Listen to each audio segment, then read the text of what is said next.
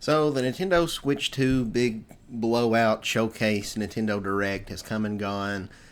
We just went through 2 days of Nintendo Treehouse Live on the 2 days afterward, where for several hours they had people from Nintendo of America demoing the various games that were announced. And so yeah, for this video, we're just going to talk about all of that, and the good, the bad, the ugly. There's a lot to unpack here, and I'm not sure how to feel about everything. So let's just go ahead. I guess the best course of action would be to just go ahead and get the elephant, address the elephant in the room, and that is the price. So Nintendo did not bother to let us know about the price during the Nintendo Direct presentation, which was a big red flag. Immediately when the presentation ended, and the last thing they say is go to our website or whatever to find out more about. I was just like, oh god, they're hiding it. That this is scummy. I don't know what the price is yet, but it already feels like they're doing something a little dirty here. Because they didn't want that in the main presentation. I guess because they didn't want, they wanted everybody individually to find out for themselves the price instead of, watching their favorite streamer or YouTuber react to it and be like, oh my God, $450, that's outrageous. Then the people in the chat being like, hey, he's right. Whereas maybe, if they found it out individually, and outside of the echo chamber of opinions, people would be more likely to just well, that's a little pricey, but I guess I'm going to buy it. But if anything, it feels like their methods to reduce the backlash might have made it worse.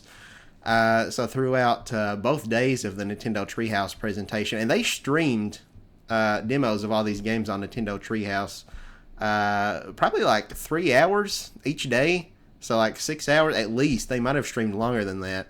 And for the whole duration of those 6 hours in the chat, the live chat, it was nothing but people spamming, drop the price, drop the price, drop the price, drop the price. So Nintendo's really touched a nerve with people, and I feel like they got to do something about this because it's dominating the entire conversation. That's all. Nobody's talking about how cool the new Mario Kart looks, or we're getting a new 3D Donkey Kong game, or anything else. They're all just talking about the price. And it's not just the console, which is $450.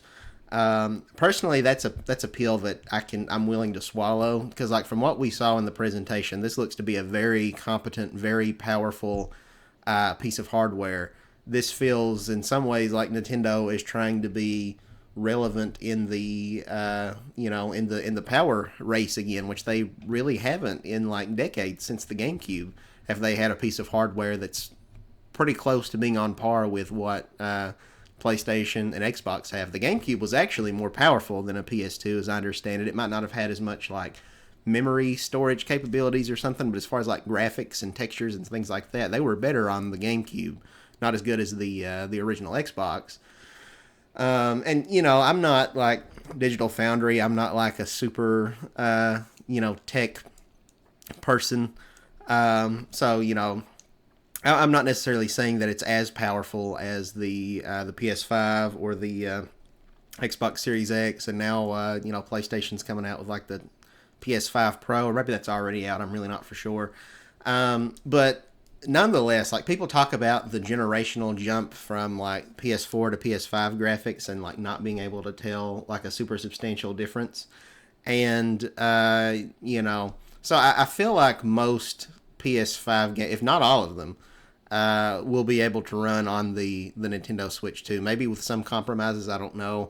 But this system can hit in handheld mode native 1080p and 120 frames per second, which is mind-boggling. Personally, I don't really need that. I'll probably play most games, in 4K. Because on the TV, so the handheld screen can't do 4K, but personally, I think that's fine. If you've got a small screen like that, I think that the Switch's 720p on the standard Switch looks pretty good.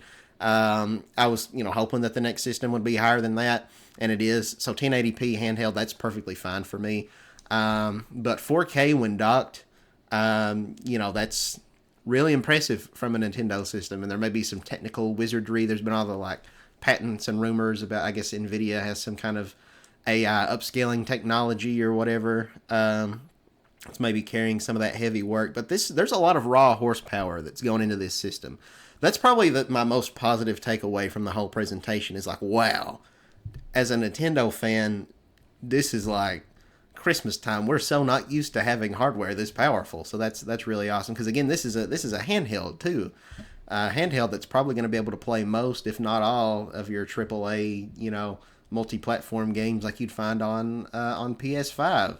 And yeah, there's the PlayStation Portal, but that's just streaming games through the cloud. That's not actually natively running on your device. So if you don't have, a stable Wi-Fi connection, you're not going to be able to play those games. But with the Switch, you can really play it anywhere, anytime. You don't have to worry about servers being down or anything like that. It's all just running on your system, and then you can dock it. So I think that's all great. It would have been nice. I think everybody was kind of expecting like, oh, the sweet spot to hit would be, 400. Anything higher would be too much. And I generally agreed with that, but I didn't expect. I think a lot of us were maybe a little blindsided by just how powerful this console is, and it does kind of suck a little bit for the more casual adopters. You've got people who, probably not every parent is going to be able to get this console for their kid for Christmas at that price point. But personally, for me, I'm willing to pay that for the raw horsepower. Now, where things get a little bit messy is the price of the individual games, and that's where it gets kind of sucky. So Mario Kart 8, or not Mario Kart 8, sorry, Mario Kart World. We got the official name of the new Mario Kart game, Mario Kart World. That's kind of like their big tentpole launch release. That game's going to be $80 if you want to get it physically. And I think if I'm understanding correctly, it's $70 if you get it digital. So you've got $10 savings. And then you can also get like a Mario Kart World Switch 2 bundle that'll cost you $500, which comes with the system and then also the game. So that would make it a $50 value instead of $80. But as someone who generally prefers to buy games physical, man, that really sucks. And we don't know how many games will be this pricey, but like it's pretty unprecedented, at least from my understanding. Because a lot of PS5 games, Xbox Series X games will retail for $70. All Switch games costed like $60 at most. So this is like a $20 leap from what Nintendo fans are used to paying. That's like a 25% increase or something, maybe more than that, but. That's a lot of money. So, and it's $10 more than the competition, what Xbox and Microsoft are already doing, which is on even more powerful hardware. Again, they don't have the benefit of being like a handheld. I don't know how much of it is just Nintendo greed versus, maybe some of it comes down to, everybody talked about the Switch 1 having kind of like a Nintendo tax where even like third-party games would often be more expensive compared to games coming out on PlayStation and Xbox. And I guess some of that had to do with the fact that the Switch uses cartridges as opposed to discs. I don't know if that's just more expensive to produce or what the deal is with that.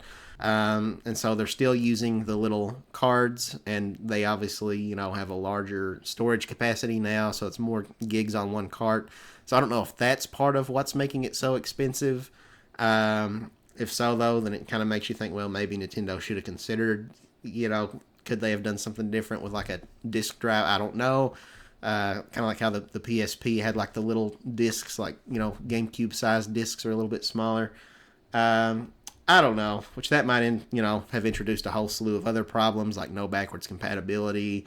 But, it's really unfortunate. And again, it's been dominating the whole conversation. That's all anybody's saying is drop the prices, drop the prices. Although, in the live chat, which kudos to Nintendo for leaving the chat open. That's pretty bold. Instead of just having, comments are disabled on the video. They've not been doing that. But yeah, for like every 30 people saying, drop the price, you'd have one troll in there posting, raise the price. And it looks like those people might actually be getting what they asked for, because Nintendo put out a statement that for the time being, they're still planning the release date of June 5th, but that for the time being, they are postponing North American pre-orders for the Nintendo Switch 2 while they kind of weigh out and evaluate the tariff situation. So, like, I'm no economist, so I'll try to, explain as best I can, but I don't understand everything of how this works.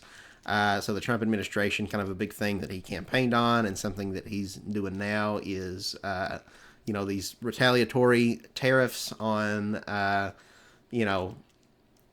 countries that he feels like have been ripping us off or whatever by having, tariffs placed on our goods and all that stuff. And I guess to try to also encourage more domestic producing, like being able to, mass manufacture here in the U.S. instead of relying so much on importing and stuff like that.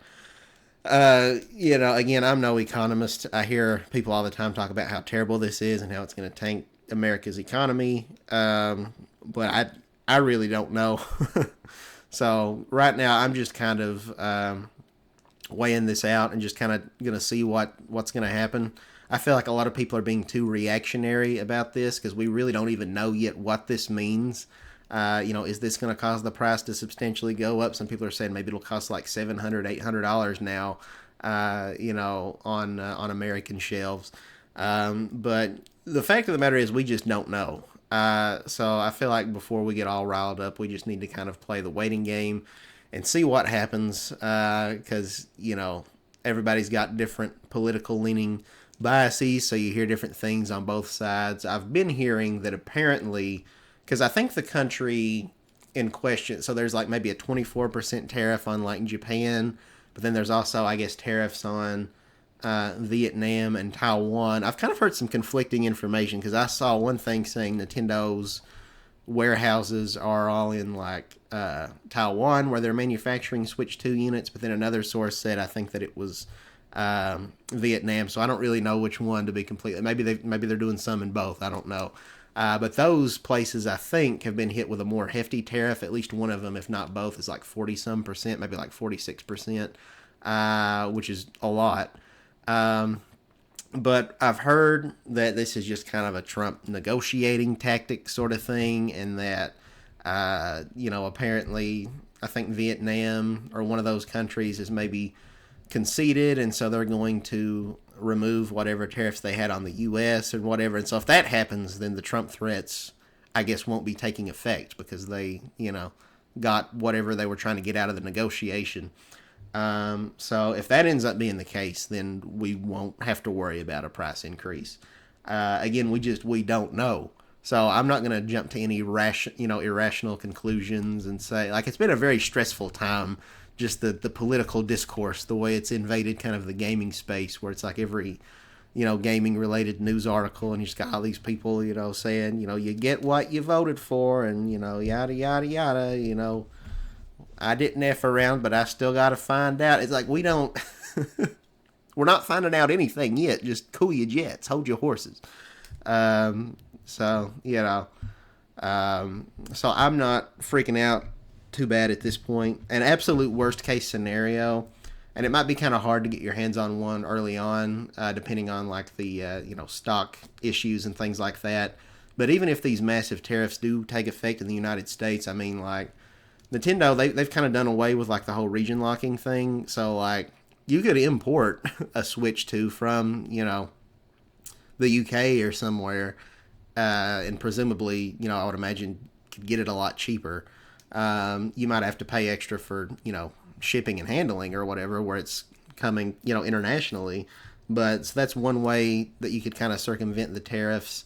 And I don't know, which Japan still has, like I said, I think the 24% tariff. Again, these are just ideas I'm throwing out. I'm just spitballing. I don't know how all this works. But, the tariffs in Japan aren't as high as the ones with like Vietnam and Taiwan. So maybe the price, if it does go up, it wouldn't go up as much if maybe Nintendo were to ship those units that were manufactured in Taiwan or Vietnam to Japan, and then from Japan ship it to America, where there would still be the tariffs, but it wouldn't be as high of a price. I don't know if that's a feasible thing that could be done.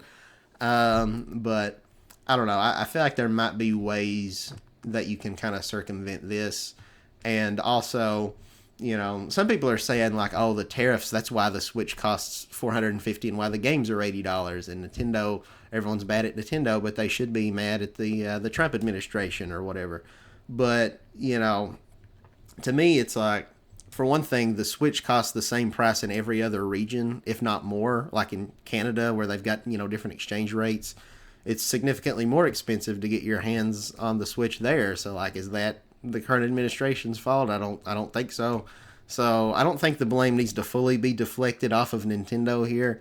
And again, this was the price they had set before these tariffs even started taking place. So I think the tariff situation is irrelevant to the $450 price tag of the base console and the up to $80 price tag for the games themselves.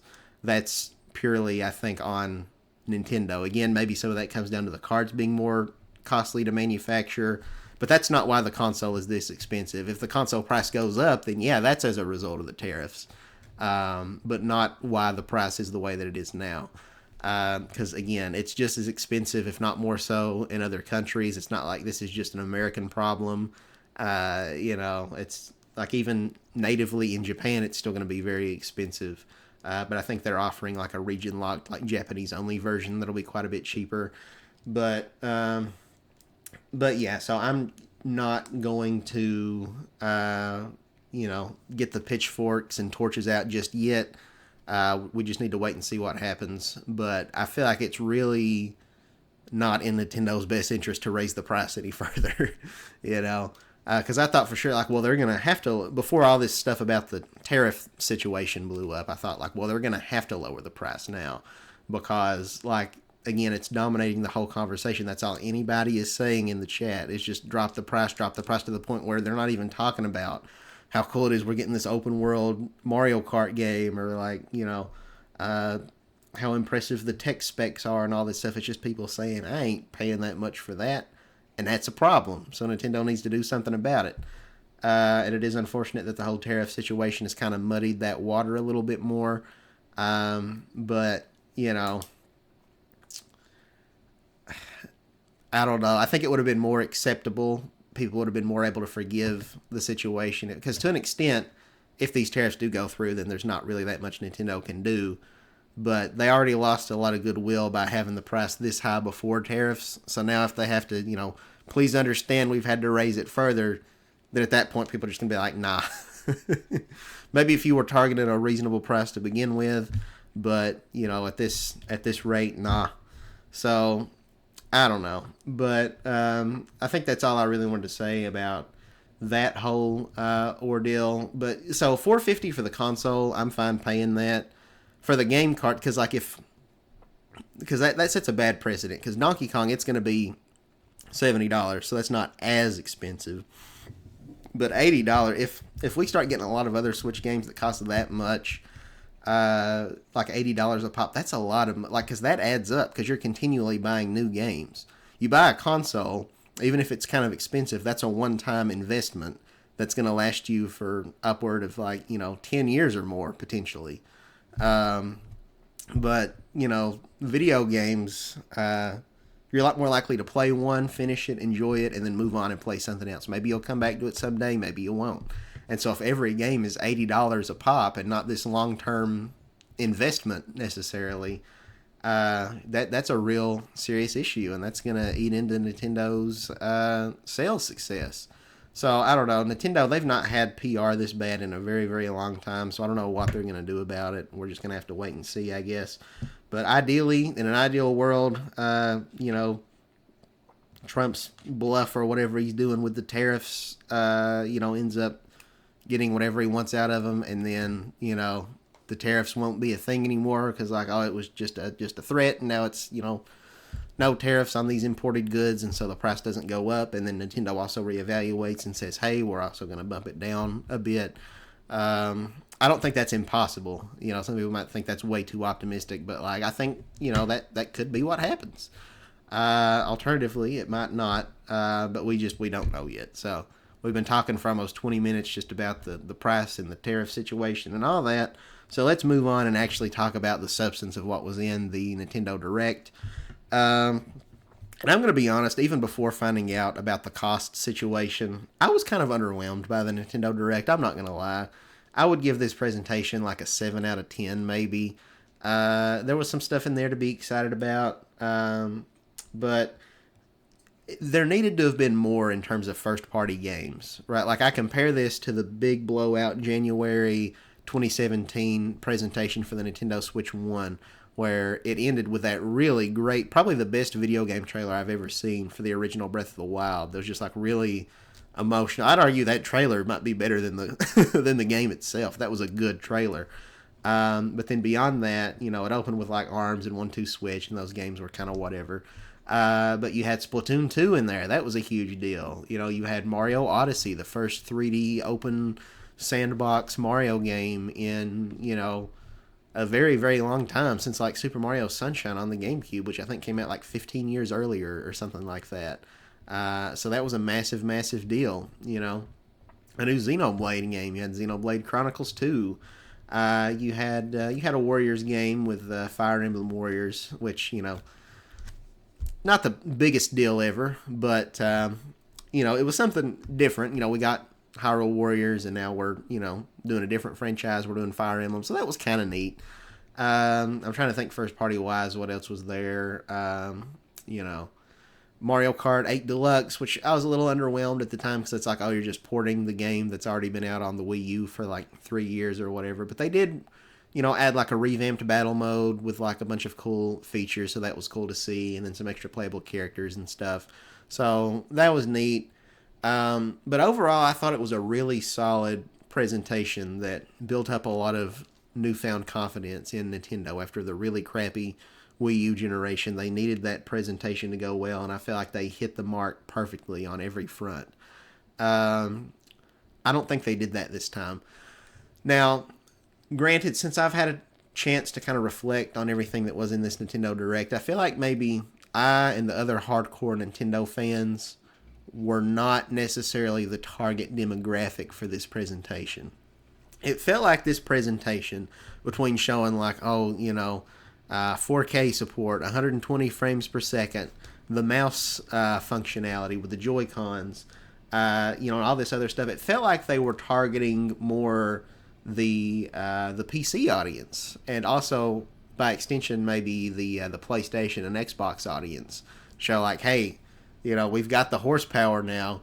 You know, we've got all these things that a PC can do, but not a console. Now is doable on our console. Maybe you should consider getting one of these. And so on that front, I think maybe they succeeded there. You know, they showed a lot of high-profile AAA third-party games that granted have been out on other platforms for, you know, a couple years now, but stuff like, you know, Cyberpunk and Elden Ring and, you know, a lot of other games. There was, I guess, like this new, apparently it's going to be a Switch 2 exclusive that's Duskbloods, I think was the name of it, which I think is made by the people that do like, is it like Bloodborne and like the Dark Souls games and stuff like that, I think. Don't quote me on that. Which is like a really, really huge deal that Nintendo's got the exclusive rights on that. So in terms of third party, you had a lot of stuff like that. Not as much. I tend to play the more family-oriented games. You know, I'm not necessarily playing like mature-rated, like realistic, gritty type games. So on that front, this Direct didn't have as much for somebody like me. Because like even third-party wise, back in like the 2017 presentation, you had stuff like Bomberman and like Puyo Puyo Tetris and you know, Shovel Knight. You just didn't really see a lot of that here. The third parties were mostly focused on the darker, more mature types of games. I guess you also had like Street Fighter 6, which I'm not a big fighting game fan. You know, they mentioned passingly that I guess Hollow Knight Silk Song is going to come out this year on it. I'm not a big Metroidvania guy either. So none of the third-party games really appealed to me, to be completely honest. I was mostly just interested in the first parties. And what did Nintendo bring? Not a lot, if I'm being completely honest. They opened with Mario Kart World, which looks fantastic. That game looks great. And Mario, I'm going to try not to talk too much about Mario Kart World, and that's just because Nintendo has already announced they're going to have a Nintendo, another Nintendo Direct that's going to be focused specifically on the new Mario Kart coming in, I think April 17th, if I'm not mistaken. So about 2 weeks from now. And so some of the stuff I say here might not age very well in a couple of weeks when we find out more. But I do still want to talk about it, of course, and I probably will do a reaction video of my thoughts on the new Mario Kart when that direct drops. It looks really, really good, though I do still have my concerns. But yeah, it's kind of funny going into the presentation. And I even said this at the start. I was like, everybody's expecting a new open world 3D Mario, but we really don't even. There's no guarantee that we're going to get that. And it's kind of funny because we didn't actually get that, which is what everybody thought was a lock. Interestingly, we kind of did, though, because we did get an open world Mario, but it's Mario Kart, not a Mario platformer game. So that's interesting. But it looked really good. I wasn't very impressed with the visuals back when they had that little teaser that showed a few seconds of footage in that like Switch 2 reveal trailer back in like when was that, like February, March, whenever they had that. I don't even remember when it was. But actually seeing it here with just like the dynamic, time of day and the lighting changes, and actually seeing it in 4K, full screen, and just all the little animations and all the different, details, the lighting and the reflections and the textures. It looks really, really good. It looks like a pretty big step up from Mario Kart 8. Maybe not as big of a leap as going from like Mario Kart 7 to Mario Kart 8, where it was like this, going from like a 240p resolution handheld game to like a, HD, whatever. But it still, it looks really nice. Interestingly, it seems like that maybe they've removed the underwater mechanic, because characters, it seems like their cart will kind of adjust based on like the terrain. And so if you are on water, your character just kind of like floats along the surface, and you can do like trick jumps and get like boosts off of like the waves, like the ripples in the water. So that's neat. But yeah, there were some tracks in Mario Kart 7 and 8 that took place almost entirely underwater. For example, Piranha Plant Cove, I think, came in like the last wave of Mario Kart 8 DLC. It's looking like we can maybe expect tracks like that to not return here, unless they just have some sections of the map where you can go underwater and others where you can't, but that would be kind of weird. So yeah, it looks like they might have scrapped the underwater mechanic, which, gameplay wise, yeah, like racing underwater wasn't necessarily my favorite thing. There were some really, really good tracks that did have underwater mechanics. And some of them they can rework, like we saw Wario Shipyard is coming back in this new Mario Kart. But instead of you racing under the water, the previously underwater sections now are just like on the surface of the water. But again, like if you look at Piranha Plant Cove, like I don't see any way you can rework that track, because it's all about almost like this undersea, like an Atlantis, like lost sunken civilization sort of thing. And you can't, that's not going to work if you don't have underwater racing. So it's kind of disappointing in this. I would like to see those retro tracks return. I'm not disappointed necessarily if we're not going to get any brand new tracks that don't have underwater, but some of those old ones that probably aren't going to be able to come back now by virtue of the fact that they had underwater. That's kind of unfortunate.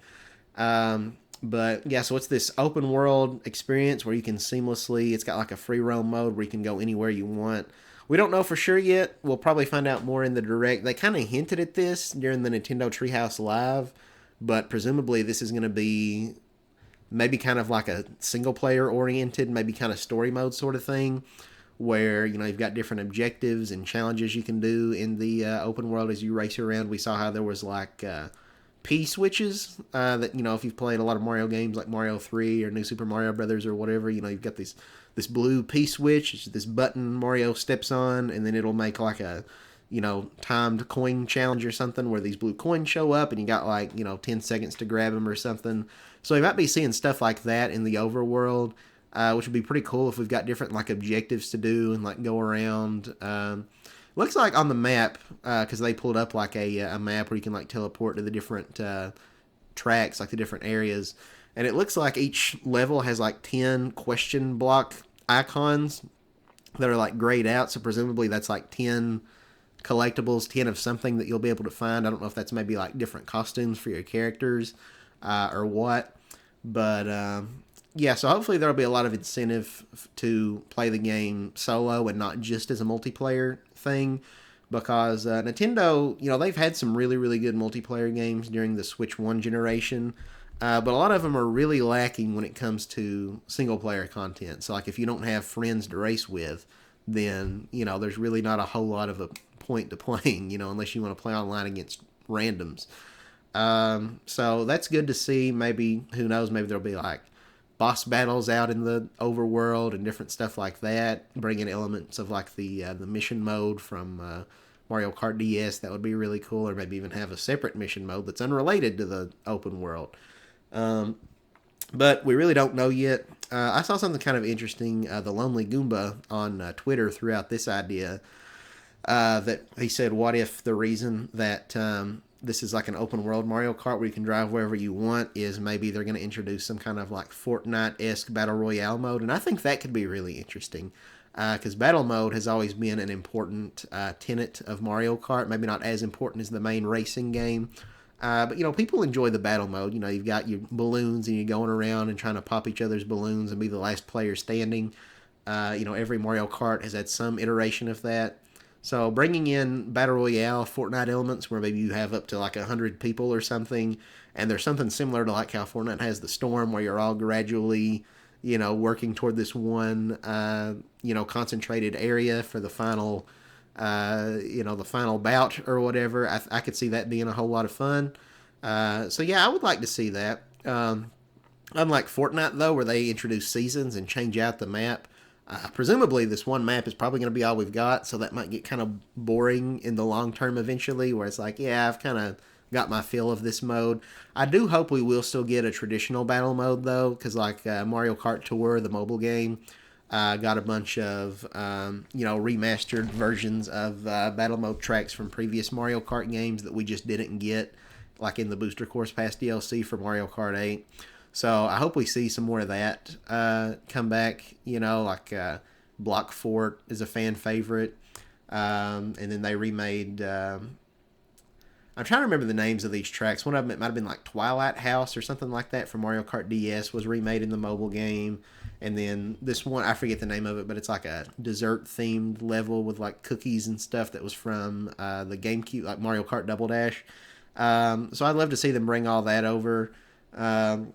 I talked before about how, before the Direct, just my fears, hopes for the new Mario Kart, how I hope there's a substantial amount of content.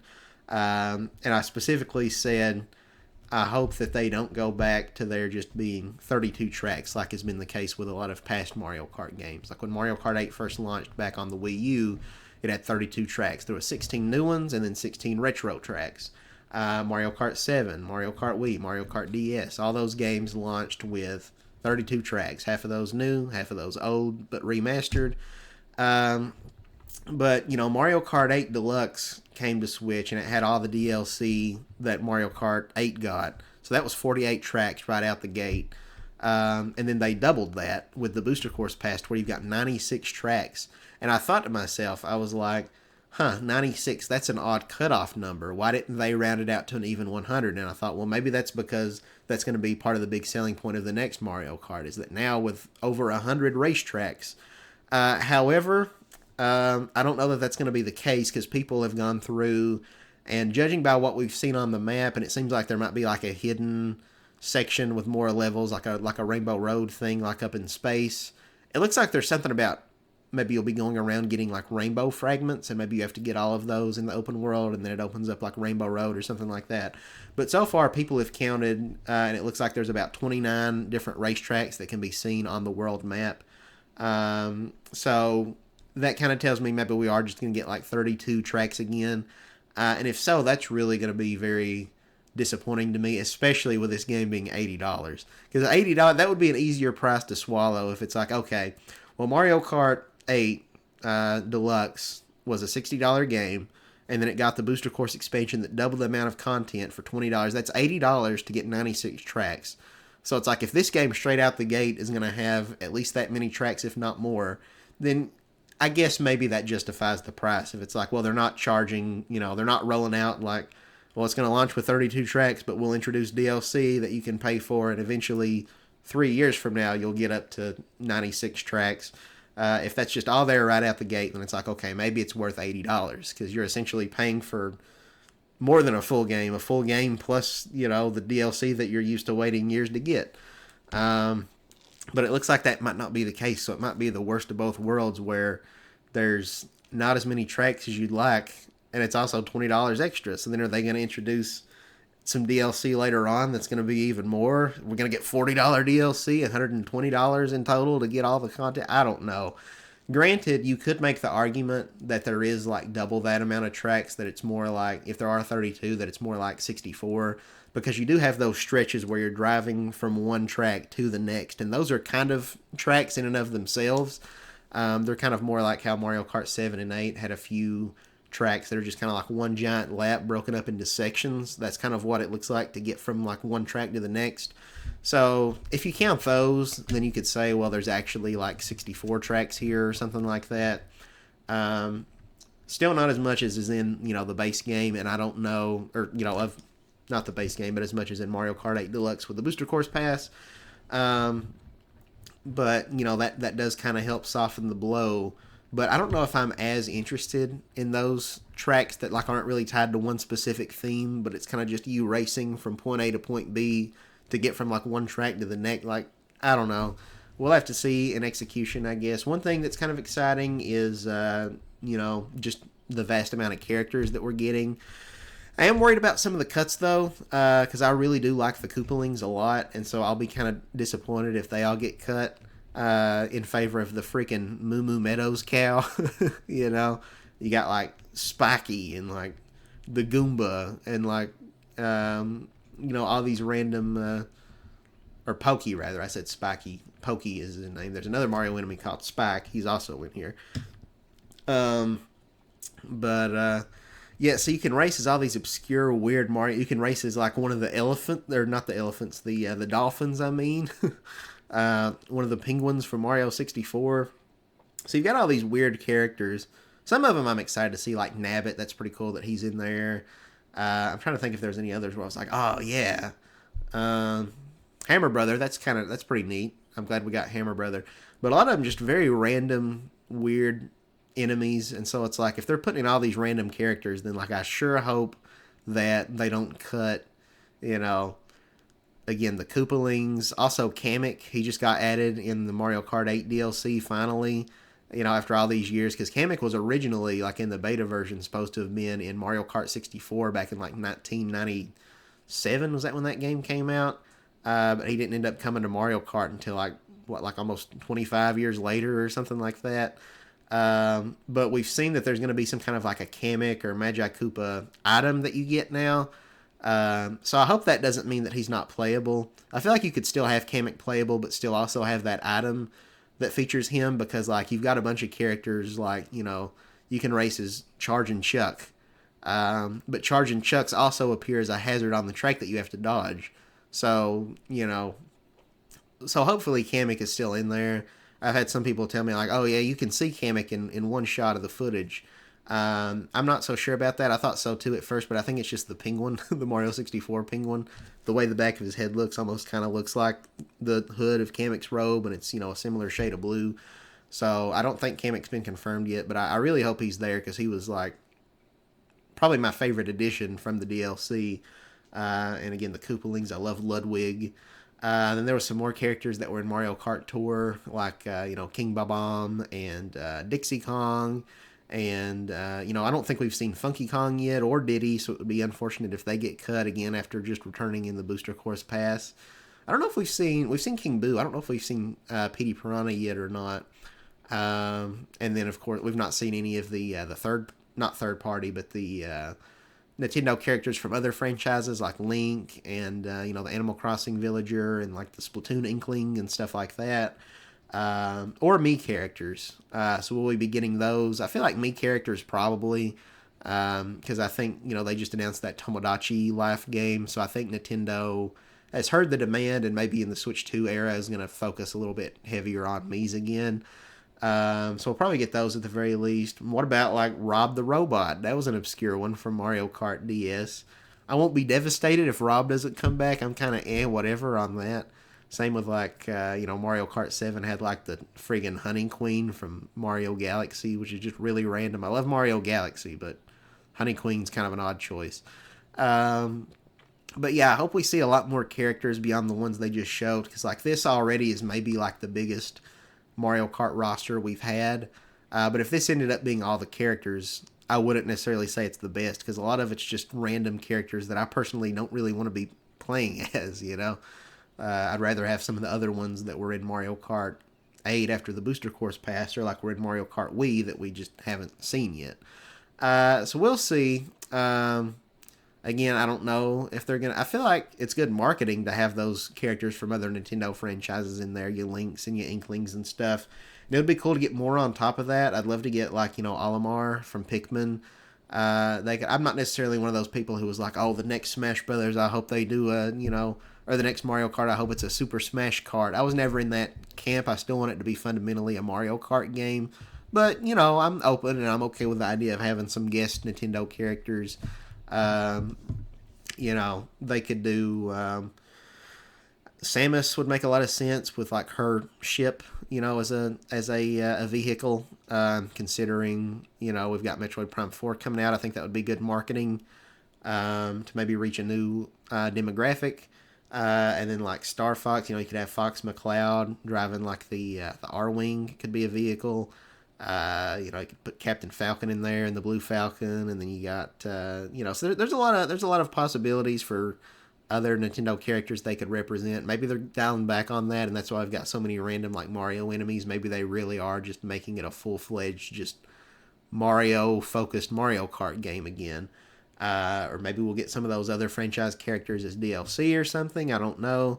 Again, that's really going to suck if there's paid DLC for this game on top of the $80 price tag, and not just like, if they do have updates, it would be great if we just got them for free at this price. But, we'll see what happens there, I guess. But yeah, as far as the returning stages we've seen so far, we've seen DK Pass. It looks really good.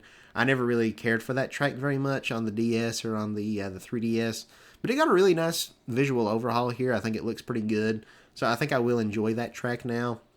Also returning, we got Wario Shipyard, which looks fantastic. We got a lot of tracks here that I would have expected that I was shocked didn't get brought back in the Booster Course Pass. So I guess that's why they were holding out for this. One of which being Airship Fortress, which is like one of my favorite Mario Kart tracks of all time. And then hopefully we also get Luigi's Mansion. That was another shocking omission from 8 Deluxe. We got Shy Guy Bazaar. That's one of my favorite Mario Kart 7 tracks. So I'm really excited to have that one again. Just kind of this Arabian desert sort of thing where we got Shy Guys flying by on magic carpets. That one's a lot of fun. I'm really happy we're getting that back. I'm trying to think. We heard music from Toad's Factory in the trailer. I don't know if that means that track's coming back or not, because we actually have seen from the treehouse footage, sometimes like in those like long stretches where you're racing to get from one track to another, like those in between sections, it'll kind of sift through different music from Mario, but like with a new remix.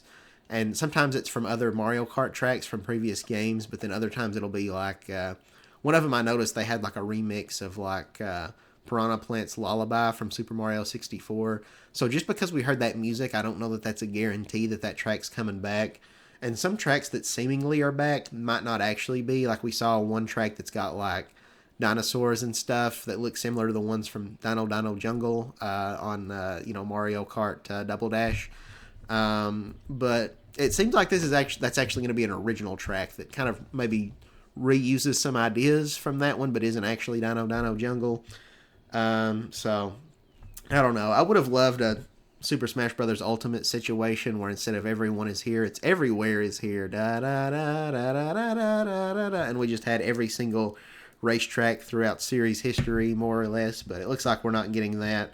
Probably not even close to that. But it is neat that we've got this, interconnected open world. But I'm worried there's not going to be as much content as I was hoping, because again, it looks like there might be, unless there's like a whole nother like hemisphere of the planet that they've not shown, and that's only like half the tracks. It looks like there might just be like 32-ish or 64 if you count all the in-between sections. So So yeah, I don't know. There's probably going to be a lot of cuts here. I'm a big fan, and I was so happy when they brought it back in the booster course pass of Coconut Mall and Maple Tree Way, for example. So it's going to be kind of a bummer if, like, once again they're gone. We got to enjoy them for a couple of years, but now they're taking them away from us again. Um, One thing that does give me a little bit of concern with this, with all the tracks being on this interconnected world map, like you can see other tracks in the background and stuff. You can drive from one to the next. I'm worried. I hope that won't ruin the actual like course design because it does raise some red flags. Because I think about Mario Golf Super Rush, which came out a few years ago on the Switch, which it had a very similar premise where it's like these courses. You've got 18 holes of Mario Golf, and all of these courses are in the same in the same playing field. So like you can literally you get a par on hole one or whatever, and then you can literally run to the next hole, and then now you're teeing off from the next hole. And I feel like having it all interconnected like that, it was a neat idea, but in execution it just really didn't work. The course design was just not that fun as a result of it, to be completely honest with you. And then some of the courses they added later on as DLC, like there was this one that was kind of like a sunset desert, like kind of like oasis kind of thing, and it just felt like a big mess. It was like the whole thing. It was like a big kind of circular map, and so you'd have like maybe one, like you might be teeing off here and hitting to this hole over here, but then course two might have you teeing off here and hitting off to here. So it was like it was all like kind of overlapping, and it made it kind of confusing. Like, wait, is this the green I'm trying to hit on for this course, or is that a different course's green? It just made things kind of confusing. So I hope that won't be the case with this Mario Kart, where it's like you're driving off. They did show one thing during the treehouse that kind of concerned me like that, when they were going between one level to another, where it's like, it doesn't look like you're following the road that you think that you would follow, because it's like, oh no, that's for a different track. Right now you need to be going along this road. So that could be kind of frustrating and confusing. So I don't know. We'll have to wait and see. I think some of the items are cool. They're bringing in some of the ones from Mario Kart Tour. It looks like characters might have their own character specific items. Like we saw the Hammer Brother chuck a bunch of hammers. So I'm assuming that's maybe exclusive to him. So maybe they'll bring that back, like from Double Dash, like how Bowser could throw like a giant Bowser shell, and you had different stuff like that. There were some nice quality of life improvements. Like if you drove off the racetrack, it looks like Lakitu picks you up and puts you back on way quicker now. So that's nice to see. And yeah, there's more that we could go into. It looks like there's still going to be double item boxes you can get. But it doesn't look like it's going to be like in Mario Kart Double Dash, where you could actually like switch which item you use first. I think that adds an extra layer of strategy, but it looks like that might not be here. So that's unfortunate. But yeah, also no kart customization anymore, which is interesting. I don't know how to feel about that. Instead, it's just going to be one car body that comes with the wheels and everything. You don't get to mix and match all that yourself. Not sure how I feel about that, but I'm not like devastated necessarily. So yeah, we'll just have to wait and see more about like how the online features are going to work and all that stuff. And maybe there's more content than I think there's going to be. I am excited to see what all the open world is going to entail, and what secrets you might be able to find. Hopefully it'll be a substantial amount, because like when they were kind of racing around in the free roam during the Nintendo Treehouse, they didn't show a ton, but like they didn't really come across any like hidden secret collectibles. So it's like, is there gonna be a good incentive to roam around freely this big open area, or is it just there to just mess around? I don't know. There's also going to be a new like grind rail mechanic that's interesting, and it looks like you can also kind of like wall jump. So anti-gravity is sort of kind of back. So that's kind of interesting. Oh yeah, Sky High Sunday, that's another returning track. Also, this one, I think they maybe changed the name of it, but like Rosalina's Ice World, was that the name of it, from Mario Kart 7, and then got remade in Mario Kart 8. It's like it's here, or at least a very similar track, but they call it something different. I don't remember if it's like Starview Speedway, something very different. So I don't know what that's about. And then you've got a lot of tracks that look kind of like we talked about with the Dino Dino Jungle thing, tracks that look familiar but are maybe different. Um, so, uh, so I don't know. There's a lot to be excited about here. In a lot of ways, this does very much feel like the next gen Mario Kart. But again, I hope there's a lot of content there. Um, so I don't know. I've got some concerns, but we'll just have to wait and see. I'm very excited for that upcoming Nintendo Direct, where they're going to tell us more. Hopefully, we won't have to worry about the character cuts. But yeah, the gameplay. I think the grind round mechanic looks fun. The wall jump thing that looks very interesting. It's a little hard for me to comprehend it. I feel like it might take some getting used to. But it looks like it could be a fun mechanic. So gameplay wise, it looks good. I was kind of concerned they were going to introduce some crazy weird gimmick that I was going to hate, but it doesn't look like they did that. Like I know everybody was talking about in that little teaser.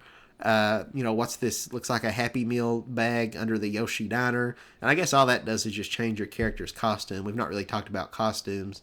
That's kind of neat, I guess. Some of them are kind of cool. There's one where Wario looks like a sultan or something. He's got like a turban on with like a feather in it. That's kind of fun. I like that one. And King Boo's got like a monocle with like a British mustache and a top hat.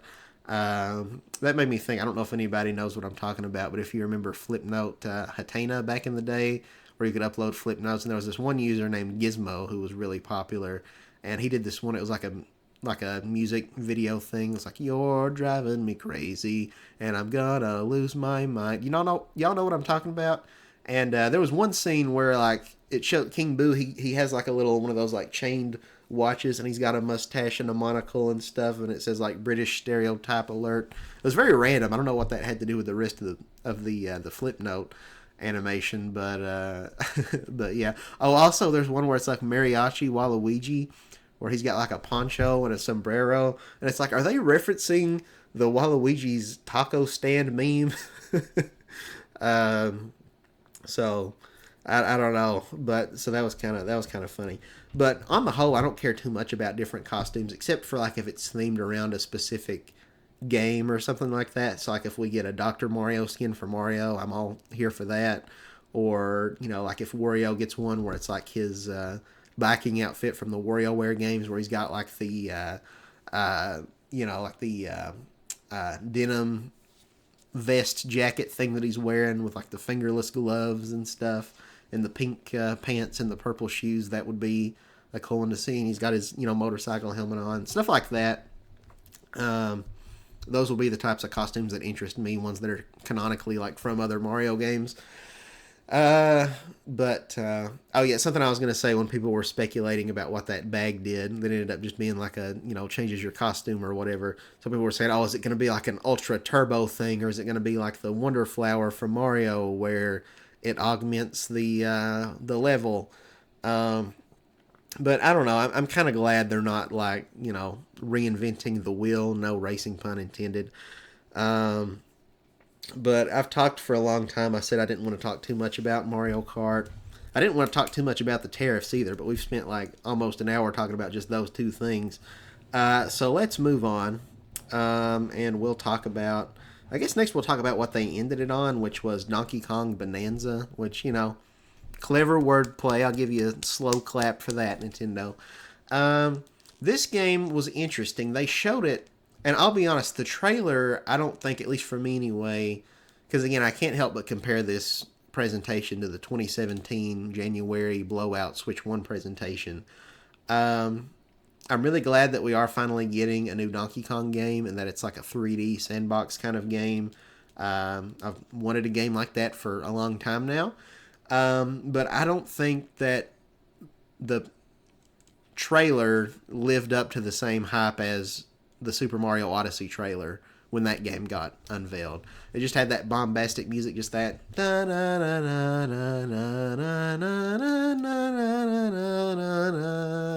just a very emotional trailer that really made you feel like, wow, Mario is back and better than ever. You see him like in this realistic city running around, and he's like wall jumping up this what looks like the Empire State Building, and like bouncing off cars and stuff, and it's just really weird and out there and different. And it's like, look at all these original characters, because at that time the Mario series was just being real vanilla, especially with like the RPGs, and it was like we couldn't have any original characters, but it's like, oh, who's this weird, like, these fork NPCs in, like, the Luncheon Kingdom, you know? And so it looked really good, you know. It looked like, oh, it's the best of all the worlds. It's like they're combining elements from Odyssey and then the more sandbox open Mario games. And then Mario can throw his hat and bounce off of it. Like, it was a really, really exciting trailer. Now, personally, for me, Mario Odyssey came out. I didn't love that game, if I'm 100% honest. I have some issues with it. Not one of my favorite 3D Mario games, but the reveal trailer did a lot to really get me excited. The Donkey Kong trailer, I don't think quite lived up to that. At least for me personally, anyways. So the whole mechanic of this game, apparently the entire game is set underground, and you're just continually digging downward and downward to lower levels. I don't know if eventually the final level is going to take place in, like, heck, and Donkey Kong's going to fight Satan, maybe, or what. So that's interesting. Donkey Kong, you know, he's a strong character, and so they made a game to showcase just his brute force, and I can see that being pretty satisfying. He can just dig directly under into the ground beneath him. He can, you know, punch up into the ceiling if he's in, like, kind of a, you know, a narrow tunnel. He can, you know, just punch through walls. He can just rip the terrain out of the ground. He can attack with it. He can whack it around. He can throw it. And different types of terrain have different effects. Some is softer and more sticky, and it'll stick to walls, and some is more explosive, and it'll blow up walls. Some is harder, so Donkey Kong's punches alone won't work. He'll have to get some other stronger material to throw at it. So it's an interesting concept. Personally, I think I would have preferred for the next Donkey Kong game, I think I would have preferred for it to have had more of a typical jungle setting. And, you know, there was that whole thing, you know, that came out about how there was, like, a canceled Donkey Kong game that would have been on the original Nintendo Switch that I guess started development in, like, 2016, where Nintendo partnered with Activision and Vicarious Visions, who was the team behind the Crash Bandicoot Insane Trilogy remake, which I absolutely adore. They did such a good job on that. And I'm sure they could have made a great Donkey Kong game, but then Activision pulled the plug on that. But they had some really neat ideas where it's kind of like you're in this, like, ruins. It's kind of, like, overgrown with, like, foliage and stuff. Almost kind of, I guess, a little post-apocalyptic environment. But still got your familiar, you know, vines and, you know, jungle aesthetic from Donkey Kong. And you'd be swinging around. So far, we've not seen a single vine that you can swing on in this new Donkey Kong game. And there would also be some vines that you could kind of, like, grind on, like a Sonic grind rail, or I guess kind of like the zipline vines that were in Donkey Kong Country Tropical Freeze as you, like, explore this big open world. In a lot of ways, it sounds very similar to what Sonic Frontiers ended up doing, where there's just, like, grind rails and stuff, and you know, bumpers all over the place where you're just constantly zigzagging, and traversal just feels really good in Sonic Frontiers. So I think I maybe would have liked to have seen something more like that original Vicarious vision.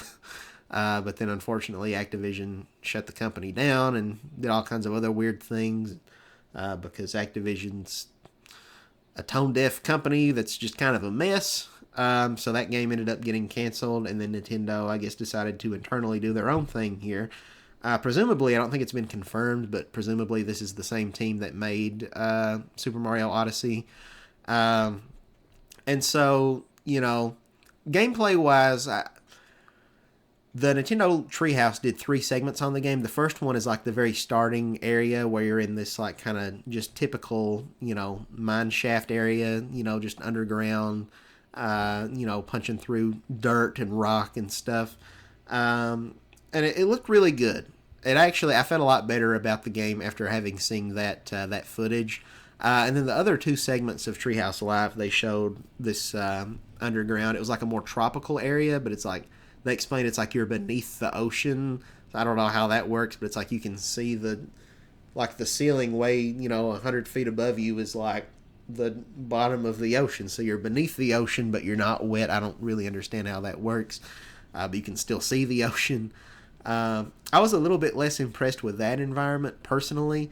I didn't really like the color palette necessarily. You had like this very, like, you know, yellow grass, and it just some of the environments they showed in this game, I feel like the colors are a little too saturated, It kind of is the way I felt about Mario plus Rabbids Sparks of Hope.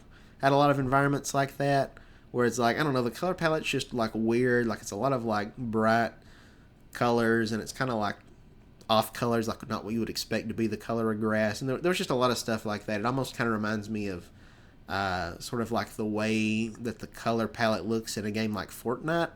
That's kind of a problem I've had with a lot of newer games this generation.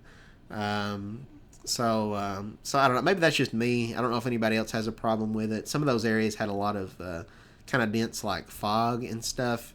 And I really hate when games have a lot of fog because it's like, especially now, it's like this is a 4K HD system. Let me just be able to fully appreciate the graphics and not, constantly wish I could just like wipe off the screen like I can wipe my glasses off if they get foggy. I think it's just, I always thought it was just like with Breath of the Wild, for example, just like a draw distance thing due to graphical limitation to kind of mask like the pop in and stuff. And that might have been some of it in Breath of the Wild because that game can get very foggy. And it can be really hard to see out like into the distance. But with the raw graphical horsepower of the Nintendo Switch 2, I feel like that shouldn't be an issue anymore. So I don't know if Nintendo just has kind of just a fetish for fog effects or what. But I really wish they'd kind of tone it down in some of those areas. It's like I feel like this would look a lot prettier if I could fully take it in all of its clarity without all this like fog ruining it. Not so much in the tropical area, but in the trailer they show some more green, grassy, shrubbery areas, kind of I guess a little bit more like your typical jungle. And it was just like, yeah, the fog here is just too dense. I don't like it. Donkey Kong's got a redesigned character model, as he also does in the new Mario Kart. Not sure how to feel about that. It's maybe grown on me a little bit. I don't love it though, if I'm being completely honest. They're kind of harkening back more toward Donkey Kong's arcade design from back in the back in the 80s with like the original Donkey Kong arcade game. But I don't know. It looks kind of weird. Real quick, just going back to Mario Kart for a second because that reminded me. I really didn't talk about any of the new tracks. One of the standout ones for me, I love how there's like the I think it's called like Donkey Kong like Spaceport or something like that. And it's this big space station, and it's got like the classic girders from the original Donkey Kong, and there's like this big robot Donkey Kong throwing giant barrels at you down the track. That one looks awesome. That's one of those tracks where it's like, yeah, this feels very next gen Mario Kart, so that's cool. There's also like a Savannah racetrack, and I remember compiling a list of just like what original new tracks could they do for the next Mario Kart that they haven't done already. And it's like they've done like desert tracks, like Shy Guy Bazaar, where it's more like Arabian themed, and then they've done some that's more like Egyptian, with like pyramids and stuff. But they've really never done just like a Savannah, like a Lion King type racetrack. And that's kind of what they're doing here, so that's cool to see. Like you're going on a safari, so that's something new and different that we've not seen in Mario Kart. So that was cool. And I'm trying to think if there was any other tracks that stood out to me, but I don't know. I did at least want to make mention of those two. But going back to Donkey Kong, he uses his more original design, and they made him a lot more expressive, and he's got all these goofy animations. Some of it I think is a little too over the top and too goofy for me. Like there's this one toward the start of the game where Donkey Kong, he sees a big banana, and he makes this face. He does kind of like this and like sticks his tongue out like, and then it's like there's bananas in his eyes, and it's almost kind of like kind of like a meme face that you would sort of see. It felt a little too memey, like TikTok kind of thing. And I think someone pointed out, I don't know if in the new Mario Kart if Donkey Kong has like a taunt move where he kind of like dabs, and it's just like, no, Nintendo, please don't lean into like don't try to be cool and hip and do a how do you do fellow kids skibbity Fortnite. We don't need that. Don't have Waluigi start flossing, please. so I don't know. I don't know that I love the artistic direction of this game, and the punching and digging and breaking everything inside mechanic is interesting. Like you can just change the entire terrain of the level by just burrowing through everything. But I don't know. In some ways, I feel like it's a mechanic that's really going to appeal to kids in particular. I think they're going to find that very satisfying, just running around, just punching stuff and breaking stuff like you're the Hulk or something. But I'm worried that it's going to make the gameplay a little too shallow. Like, I don't know. I don't want it to be too much like Tears of the Kingdom, where it's all about you trying to break the levels and exploring in ways that the developers didn't intend. I kind of like something a little bit more structured, where it's like, okay, there's one solution to this puzzle, or maybe there's multiple solutions, but each one is premeditated, like they thought about it, and it's not just, Tears of the Kingdom, where it's like I can cheese half of these shrines by building this stupid contraption. It's like I can skip like half of the challenges here. Like that's no fun, really. So I don't want this game to be too much like that. I don't want it to be too easy, where I'm just breaking through and smashing everything and like finding all these exploits that just completely break the game. So I don't know. In some ways, like just the running around and just the destruction, almost beat 'em up like elements. It sort of made me think. I've never actually played these games, so I could be way off base. But it reminded me of something like Skylanders, um, or maybe even a little bit like a Lego game or something. That, like, again, it's really going to appeal to kids because the gameplay is just a satisfying mechanic that you're doing, but it maybe kind of lacks depth and substance. So I don't know. And I could see it being a pain if you're trying to 100% complete the game. It's like I could see that being very tedious. Is it like I'm going to have to literally destroy every single inch of terrain on this map to uncover all the secrets, you know? And I hope there'll be some like meaningful challenges and not just digging to find secrets, because that's part of my problem with Mario Odyssey, is that it's just like it's too easy, and so much of the challenges, it's like I don't really feel like I get rewarded for not really doing very much. Like they give you a moon for just like, oh, hey, you see a glowy spot, ground pound it, ba-da-da-da-da-da-da, you got a moon. You see a glowing rock kicking around until it breaks, ba-da-da-da-da-da-da, you got a moon. So it just got very tedious and repetitive. So I hope there'll be interesting challenges to do in the environment to get collectibles that's not just, go nuts digging around and keep punching stuff until you find the collectible, because I just feel like that could get kind of not very satisfying after a while. So I hope there's more to it than that the gameplay goes a little deeper. I really like the enemy designs, though. So we saw, like, I guess the new antagonists are like these monkeys, basically. There might have been some other bosses that weren't monkeys, I think, but most of them are, apes or monkeys or whatever, Kongs, I guess. And a lot of them had really cool designs. Like the main one, you kind of see his face everywhere. It looks really cool. I really like that main monkey design. It is kind of unfortunate that we're not getting the Kremlings back, and that presumably King K. Rool's not here. We've not seen him yet. I know some people have said there's like a line in some of the footage, like or during the demo, where Cranky Kong says something like, "As soon as the bananas were stolen, I knew exactly who was behind it." And some people are thinking like, "Oh, that means King K. Rool's back," but I don't know. I'm not holding my breath on that. We did see some of the animal buddies. I think there's an NPC. It might have been Cranky who mentions Rambi the rhino. But then you also see Espresso, which was like the ostrich that you could ride on in Donkey Kong Country. So I don't know if those animal buddies, if you'll be able to like ride them around. That would be kind of cool, because we've really not seen that in a long time. Because like the Retro Studios Donkey Kong games kind of distance themselves from that. You did have Rambi in a few levels, although not very many. But like no Espresso, no On Guard, which was like this swordfish you could ride around during the underwater levels, and he could like stab enemies with his sharp nose.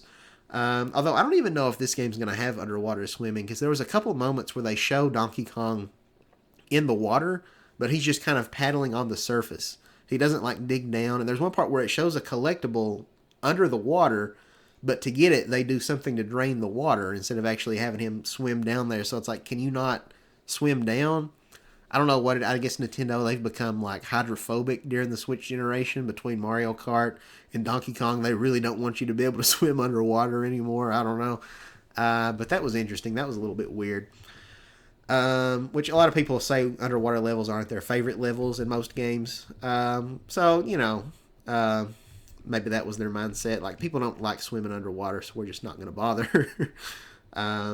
But it can kind of mix up the gameplay a little bit if underwater levels are used sparingly and not like all over the place. So I wouldn't have minded to have seen a couple. Same with Mario Kart, but overall, the game will probably be pretty good. I'm cautiously optimistic. Same with Mario Kart. Again, I think the first area that they showed at like the start of the game looked really, really good. Got all these prospector monkeys digging around, so that's kind of cool. You got a lot of NPCs, like different other monkeys to talk to that we've never seen before. I'm not sure what role Cranky's going to play, if he's just an NPC or maybe it's a little deeper than that. Hopefully we'll see like Diddy Kong and Dixie Kong. It is weird though, because like Donkey Kong's the only one who seems to have had a drastically different design change. Like Cranky Kong looks the same; he still looks like Cranky Kong. And it's also weird that they would change Donkey Kong's design because they just opened the Donkey Kong Country theme park in Japan late last year, and it's not even out in America yet. And all the merchandising, all the like animatronics, and like the big Donkey Kong mascot guy in a costume that walks around and you can get photo ops with him. It's all based on the Donkey Kong that we're familiar with. So why, now that you're doing this park and like all this other expensive like multi-million-dollar projects using the old DK design, now all of a sudden you're going to redesign it? That's just very weird and a little backwards to me, which I guess it takes years of planning of going into like a theme park. So probably when they started this, they weren't even thinking about redesigning Donkey Kong at all. But now that they have, it's just kind of weird. I don't know what to make of it, because I thought when they showed that Mario Kart teaser, that's like, oh well, maybe Donkey Kong's redesign is only going to be for Mario Kart, but then in the Donkey Kong games he's still going to look the way that we're familiar. That's not super unheard of. Like King Boo looks different in Mario Kart compared to how he looks a lot more menacing in Luigi's Mansion 2, where he's got like a purple tongue instead of a pink tongue, and he's got like his crown is like a giant gemstone instead of being like a regular 3-pronged or whatever gold crown. He's got like more menacing, like glowing, I think maybe like blue eyes or some other color, whereas they're just your standard black. But no, it looks like this is going to be just a uniform across the board Donkey Kong redesign. So it's going to be interesting to see, like, whenever we get a new Smash Brothers, I guess, is he also going to look like that? So I just thought I'd point that out. Again, I don't really love Donkey Kong's new design. I think it's a little too goofy for me personally. Maybe it'll grow on me over time. I don't know. But I think that's probably enough about the Donkey Kong game. So we will move on and start talking about... next up on my itinerary here, it looks like we got Switch 2 versions of games. And this is interesting. So you've got like Breath of the Wild and Tears of the Kingdom, for example. On Switch 2, you'll be able to, I guess, download and update. And it's a paid update. Nintendo, and that's kind of feels a little shady too. They've been real vague on like how much these updates are going to cost, to where, you put the cartridge in your system, and I guess you'll still be able to play it, in your regular whatever the frame rate and the resolution was on the Switch 1 if you don't pay for the upgrade. That would be really dirty. Surely they wouldn't do it where it's like you can't even play this game on Switch 2 unless you get the upgraded version. I don't think they will, though. And maybe they've even confirmed that they won't do that you can still put the card in and it'll still work. But if you want the upgrade, it will, you'll be able to play the game in 4K at a stable 60 frames per second. And they show some footage of it. Looks pretty solid. They showed like some side-by-side comparisons, like if you're in the Korok Forest, because as everybody knows, that place has a lot of foliage and a lot of dense, like, shrubbery and trees and grass and everything. So it really makes the frame rate chug when you're going through that forest. But it looks to run pretty smoothly on Switch. Again, the resolution's higher, so the textures, look a lot better and things. You can see more detail off into the distance. One thing I did notice while they were showing the side-by-side of the forest, the draw distance doesn't look to be better necessarily. So that's kind of unfortunate. Like, there's this one part where Link kind of like wades through. There's like a little puddle in the forest that maybe goes up to like his ankles or his knees maybe. And there's like some red, I guess like little like flower buds or something resting on top of it.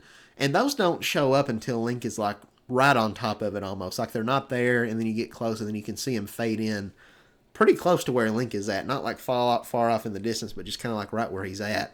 So it looks like they've maybe not improved the draw distance, which is a little unfortunate. But having the stable frame rate, having the clearer visual, that's really nice. It also doesn't look like they've toned down the fog effects, because again, I don't know what it is with Nintendo and fog. I thought it was just a graphical limitation thing, but now they don't have that. So just get rid of the fog, so that way I can actually see the vistas off in the distance in Breath of the Wild, and not just like, yep, that looks just a very dense, blue haze over everything where I can't really tell what I'm looking at. So, I don't know. But anyways, yeah, the price is just kind of all over the place. I think like some people have been saying they're going to be like, maybe it's going to vary per game, and that some games it might be like $10, some more closer to $20. I've really not been able to find out official confirmations, and it's kind of stupid that Nintendo's been so coy about it. It does look like that, at least for some of the upgrades, if you're a paid Nintendo Switch Online expansion pack member, that you will just get those upgrades for free. And so that's really nice. I appreciate that.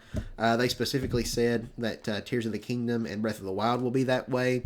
So if you're paying for the higher Switch Online tier, you just automatically get those upgrades. You don't have to pay to get Breath of the Wild and Tears of the Kingdom running in 4K 60 frames per second. So that's really nice.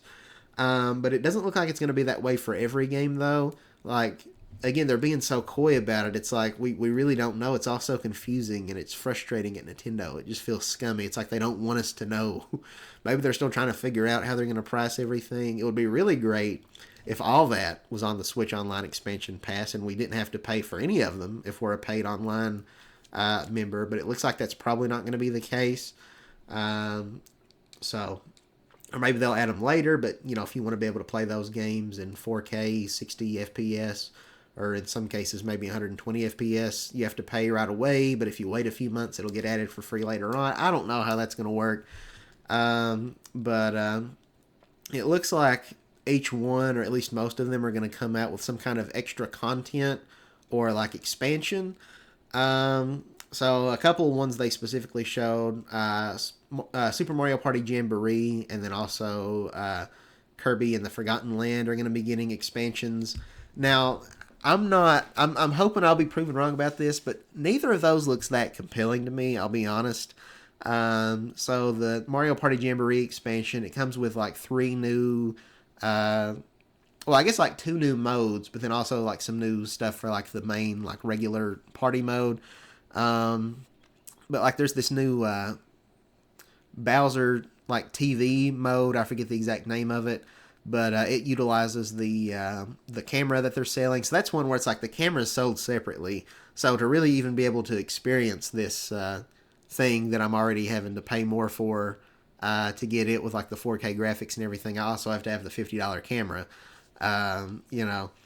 So even if you upgrade your Mario Party Jamboree, that doesn't necessarily mean you're going to be able to play all that content right out the gate without getting the camera sold separately. But it is kind of neat. It kind of like puts you sort of into the game in a way, almost sort of like an Xbox Connect thing, where it's like, you can see everybody, and like you're having to like maybe punch blocks or like stack Goombas on your head. And do these different mini games that utilize the camera and like the mouse controls and like the audio stuff, because where the Switch 2 is going to have a microphone, an improved HD rumble. But the new content just looks very shallow to me, because like they demonstrated it on Treehouse Live, and for the Bowser mode, which again, that's one of the only like 2 new modes that they really show, it lasts for 3 rounds, and each round you play a mini game that goes on for maybe like 30 seconds or so. So all in all, if you can't like Bowser talking in between the stuff, you're talking maybe like 5 minutes of gameplay to get through one game of that Bowser mode. So it's like, I don't know that this is really adding a substantial amount of content to the experience. And then also the other one they show, it's like this on-rails shooter thing using the mouse clicky pointy controls, where it's like everybody, straps into a roller coaster, and it's like an on-rail shooter where you're shooting at bitty bugs, and then every so often you play a mini game, but it just looks very shallow. It's just, both of these modes look like the kind of thing that you'll play once or twice and then be kind of done with it. Like, well, that was a neat little novelty, but I never am going to go back to this ever again. That's what it feels like. Like I'll be honest, Mario Party Jamboree, I enjoy playing the boards and stuff. I've probably sunk maybe like 40 hours or so into that game. I haven't even once touched like the Koopa Troopa, the Paratroopa Flight School side mode, or like some of the other side content, 'cause I'm just not that interested in it. And that's all this seems to be, is kind of more of that. But it looks like it's going to be probably pretty shallow. So it kind of sucks, because it's like I wish, I feel like Nintendo's using this extra content as an excuse to charge more to get the 4K 60 upscaling on these games.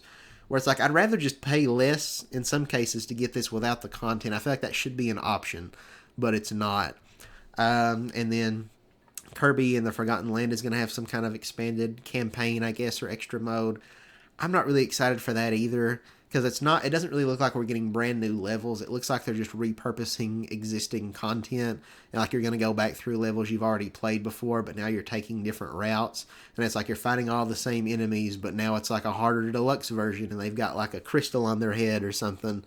So it just, I don't like DLC like that just kind of repurposes existing assets. I like when it's like all new assets built from the ground up. But we're not getting that here. Again, I hope I'm wrong, because if these are substantial updates to old, already existing Switch 1 games, then that could have some exciting possibilities that could open the door. For example, with the Switch 2 coming out, I thought, the chance for Pikmin 4 to finally get like a winter DLC is dead. But no, like they've not mentioned if Pikmin's going to get like an HD or a 4K, 60 frames per second update, but I'm sure it will, because like they still promote that game. Like they still talk about it constantly on social media, on the Nintendo Today app. They make new art for it. It's Miyamoto's baby, and the game already looks really good. It would look fantastic, where it already goes for kind of realistic environments and stuff.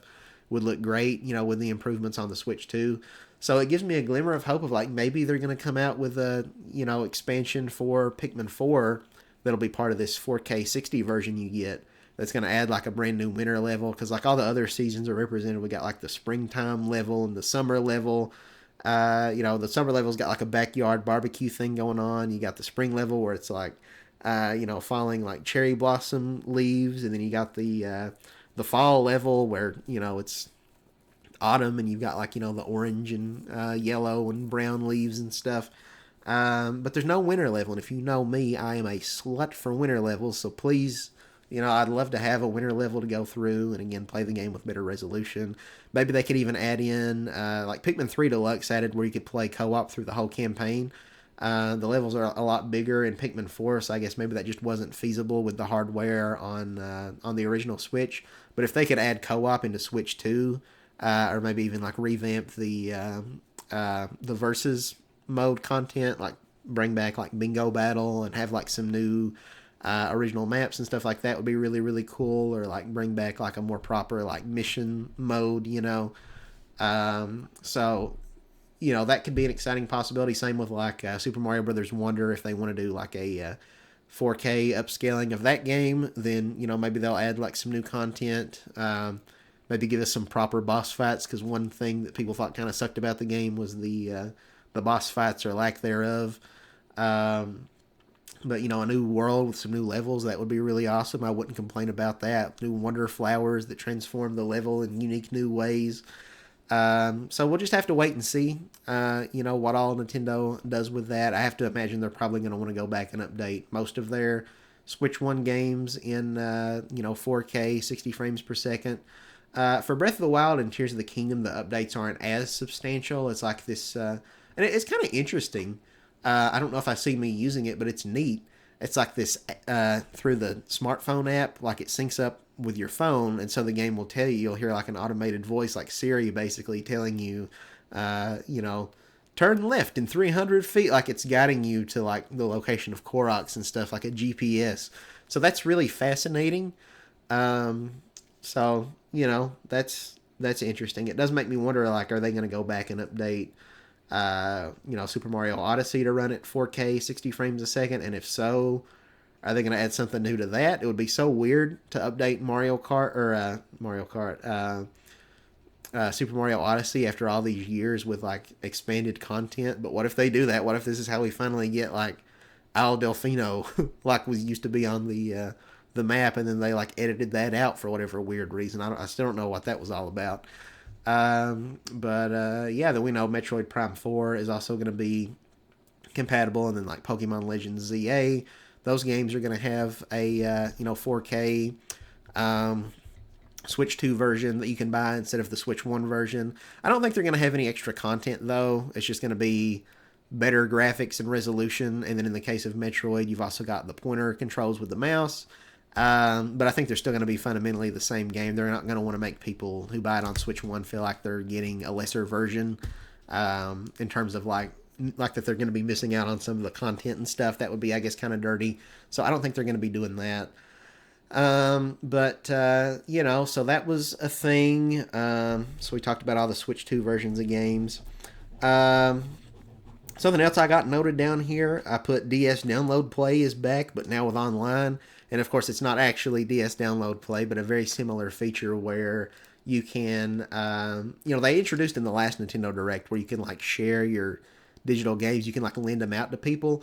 But this is something where even if you only have one copy of the game, you can locally or even online, it looks like, for select games, not every game, but for select games, you can share that with somebody and be able to play together even if they don't have it. And that is awesome. So, and stuff like that does kind of somewhat help alleviate the $80 price tag, kind of, although not for me, but for everybody around me in my circle of, in my social circle. Because, see, I'm the type, I'm going to want, like, all these different, all the games, all the, accessories and stuff, and that's going to get really expensive. But other people will be able to kind of mooch off of me and, so like they're going to go back and update, I think like Mario 3D World where it'll work like this. There's so many friends of mine that I've been trying to get, like, you need to get 3D World. We can play it online together. It'll be so much fun. But I've not been able to talk them into getting it. Same with like Clubhouse games and like some other games that they've announced here. But now they don't have to buy it. If I've just got the one copy and I want somebody to play it with me online or locally, we can do that now. They don't have to own a separate copy. That might not be the case with like every Switch 1 or Switch 2 game moving forward, but like I don't know that the new Mario Kart's going to have that necessarily. But a decent number of pretty high profile games are going to have that option, and so that's kind of like, it's an $80 game, but if one person buys it, you can share it with somebody and you both can play through the whole game together. Or if it's a single player game, you can lend it out to them for 2 weeks and then they give it back to you. Essentially, or maybe you guys want to like split the price on a game and it's like, hey, we each paid $40 for this one copy of the game, but we both got a full, experience out of it on our own systems. So it seems like maybe Nintendo is trying to do stuff like that to where it's like, even though it's more expensive, to kind of try to save the consumer money. But again, I feel like you're going to have one person that's going to be shelling out all this money, someone like me who wants to get all the first party Nintendo games, and everybody else who's kind of more casual, they can kind of mooch off of me, and which I don't mind to do that, but somebody's still going to have to bear the brunt of that price. So yeah, I don't know. But it's interesting how they're going about it. I'm glad that this feature exists. That's got me really excited though. Moving on, we kind of talked about it a little bit with Mario Party Jamboree. But something that they introduced is this Nintendo game chat feature where Nintendo's finally just going to have built-in voice chat. It's not going to be through their separate Nintendo Switch Online app, which sucked. Nobody wanted to use that because it's like at that point I might as well just call them up on my phone, or through Discord or Skype or whatever, which I think, is Skype shutting down? I think that might be a thing that was announced. But anyway, you know what I mean. So it was just redundant. Nobody liked it, but now it's built into the system. The system's got a built-in microphone. You'll be able to, like, while you're playing, like, you can be chatting with, like, I guess, I don't know if it's up to, like, 3 or 4 other friends. And, like, you can be chatting while each of you is playing your own separate game. It doesn't have to be the same game. And you can see, like, a small window on your screen showing you what games that everybody's playing. So that's really, really cool. I hate how low resolution not low resolution, but how low the frame rate is of that though. It's like, looks like about 5 or 10 frames a second, and you can like maximize the screen if you want to like help them out. Like they're playing the new Mario Kart and it's like, oh, if you drive over there, there's a secret. You can kind of guide them because you can see their screen. but it looks so choppy. It almost makes me feel sick looking at that. So that really kind of sucks. I don't know why it had to be like that, especially if the system's going to have like revamped, like, improved online performance. Like, I feel like the hardware and the online should be able to handle being able to see everybody's games running at least a somewhat decent frame rate, like at least 20 frames a second. But as it is, like, I almost get motion sickness looking at that. So like, maybe it won't bother me if I've got them in like a very small window, but like, because you can kind of change the size of like the display and all that. But I don't know how much I'm going to be using that. I do think it's neat though how they are going to have video chat. That is with a camera that you're going to have to buy separately. But I'm not too upset about that. That's whatever. I would have been shocked if they packed in the camera. It's like $50. But it is kind of neat. The camera, I guess, automatically, like, because at first in the trailer I was like, is that false advertising? But no, there's some kind of technology in the camera or in the Switch itself where it automatically can just crop out the background. I guess really if you like have like a Zoom meeting, you can kind of do that too. You can put like a different background in. But like, you don't have to have like a big green screen behind you. So that's really, really nice, to where, yeah, you're not really seeing like this background. You're just kind of seeing their video feed superimposed over the game they're playing. And I think that's really cool. And some games make use of it in different ways. That's kind of fun. Like the new Mario Party, where, the placement of their icon might be kind of just different depending on what the game calls for. So that was interesting. I think that's really neat. I think that's kind of exciting. Hopefully there won't be any crazy liability issues. Of course, Nintendo's got the parental controls app, so I guess parents will just have to be diligent in making sure that they, are mindful of their kids using it and stuff. Because I know Nintendo, they've always been real hesitant to do stuff like this, and I think that's a big reason, because they know that they target such a young demographic of kids, and you kind of get into liability issues of like, if creepy adults, predators, abuse that. And we kind of saw that. I think there was an incident where Nintendo shut down on 3DS. There was this app where you could like share images and drawings with people called Swap Note, and they shut that down because I think people were using that to exchange. Like either they were sending inappropriate things to a minor, or they were sending like inappropriate images of a minor, or maybe both. And I think someone ended up like going to jail over it and stuff. So I think Nintendo for a long time has been just avoiding anything like that because they don't want to deal with that headache. But they're opening the door now. I guess they just see the demand and how it's like so many, like it's just kind of bog standard for all the other platforms to have a voice chat feature. I don't know about video chat. I don't know if you can do that on any other platforms. And that especially, it is shocking to see Nintendo do that, because I do feel like they worry a lot, more so than Xbox or PlayStation, about kids, being exposed to inappropriate things.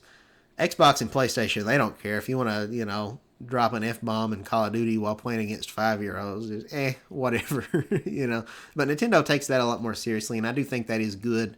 But it is exciting that we are getting all these features now. But hopefully, between the parental controls app and stuff, there won't be any serious, like, especially if you can only video chat and voice chat with your friends, which that would really upset people if, some people, if you can't, at least voice chat with random people, maybe not video chat, because I'm sure you'd have a lot of people mooning the camera and crap like that.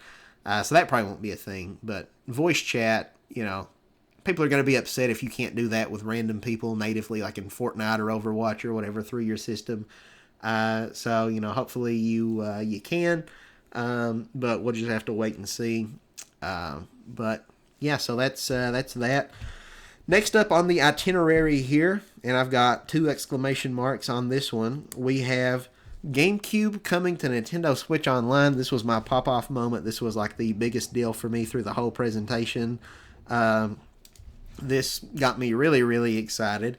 And seemingly they're not upping the price, so that's good. It's still going to be part of your $50 a year expansion pass tier. Honestly, for GameCube games, I would have been willing to, maybe I'm part of the problem, but I would have been willing to pay upwards of like $100 a month, not a month, $100 a year for GameCube NSO. Because I'm pretty sure PlayStation and Xbox, like, PlayStation anyways, they like raised the price of their highest tier, and so now for PlayStation Premium or Platinum or whatever the crap they call it now, I think it is like $200 a year or something like that. So I'm kind of surprised that Nintendo's keeping it at 50, seemingly, evidently, as far as we know. Could change, but if that's the case, that's pretty generous. I can get behind that. And I think with Switch 2, they've maybe said something about offering like 1 year of free trial of Switch Online or something like that, where you won't have to pay. I don't know how that's going to work for someone like me who's like, I already have an active like paid Switch Online account. So I don't know when it renews, but like, how's that going to work? Am I going to get some money back? Probably not. But so that's an interesting thing. They announced 3 games that'll be there at launch. There'll be Soul Calibur. I'm not really a fan of fighting games, especially like 3D fighting games like Tekken and stuff, so I don't know that I'll really be playing this one. F-Zero GX, which is neat because a lot of people have wanted that game on a modern console. Apparently, from what I've heard, it's like the best F-Zero game. And then also Wind Waker. And so of the 3, Wind Waker's the one I'm most looking forward to, but it is kind of a double-edged sword where it's like, yeah, but the HD version on Wii U is like the definitive way to play that game, and I was really hoping we would get that ported to Switch. Seemingly that's not going to happen now. I guess they still could down the line, but it might be a hard sell for a lot of people because it's like, I can already play this game for free with my NSO subscription. Why would I buy this game, this enhanced version for $60? I don't know. But the remade version has a lot of quality of life improvements, like the Swift Sail, and they streamlined the Triforce Shard quest at the end of the game, or so I've heard. I've never actually played the GameCube version.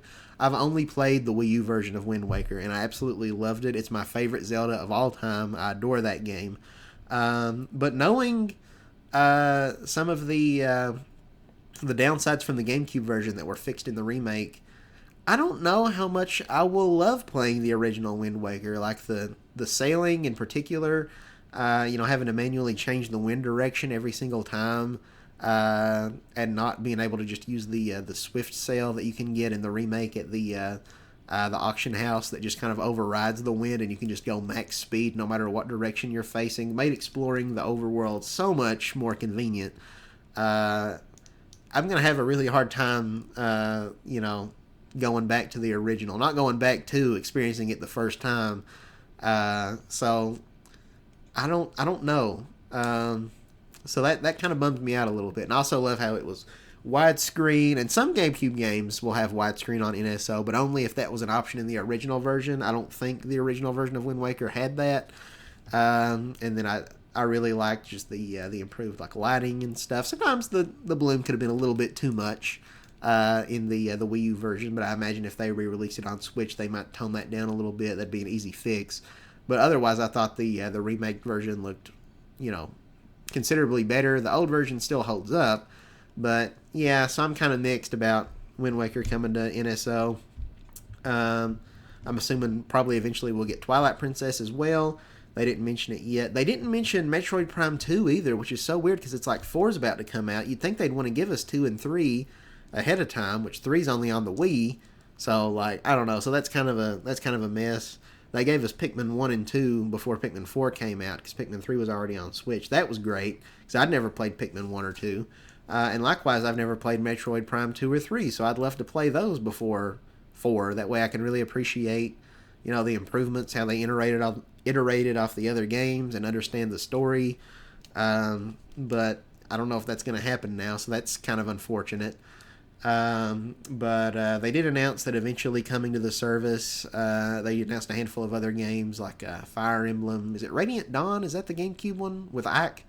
I think there's 2 games that have like Radiant something in the name. I forget the other one. But one of the Fire Emblem games is coming over. I'm not really a big Fire Emblem guy, so sorry. And then Luigi's Mansion. That's pretty exciting. The original Luigi's Mansion. That's a game. Luigi's Mansion was such a graphical, technical showcase on the original GameCube with like a realistic environments and stuff, and you had all the particle effects with the vacuum and then like the reflections in the mirror and stuff. That's a game I think could have looked so gorgeous if they remade it for the ground up on Switch 2 with like ray tracing and all the modern works in 4K. Same with Twilight Princess, where it goes for that realistic style. So that's where I'm kind of like, I'm excited to get GameCube games on Switch Online, but I feel like they could have waited a year or two and given us some more remakes of some of those GameCube games and then put the original versions on there. I don't know.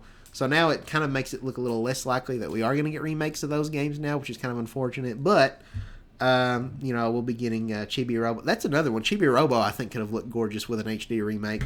But I've never played the original Chibi Robo, so I'm really excited to finally get to experience that. I think it's probably a game I'm really going to enjoy.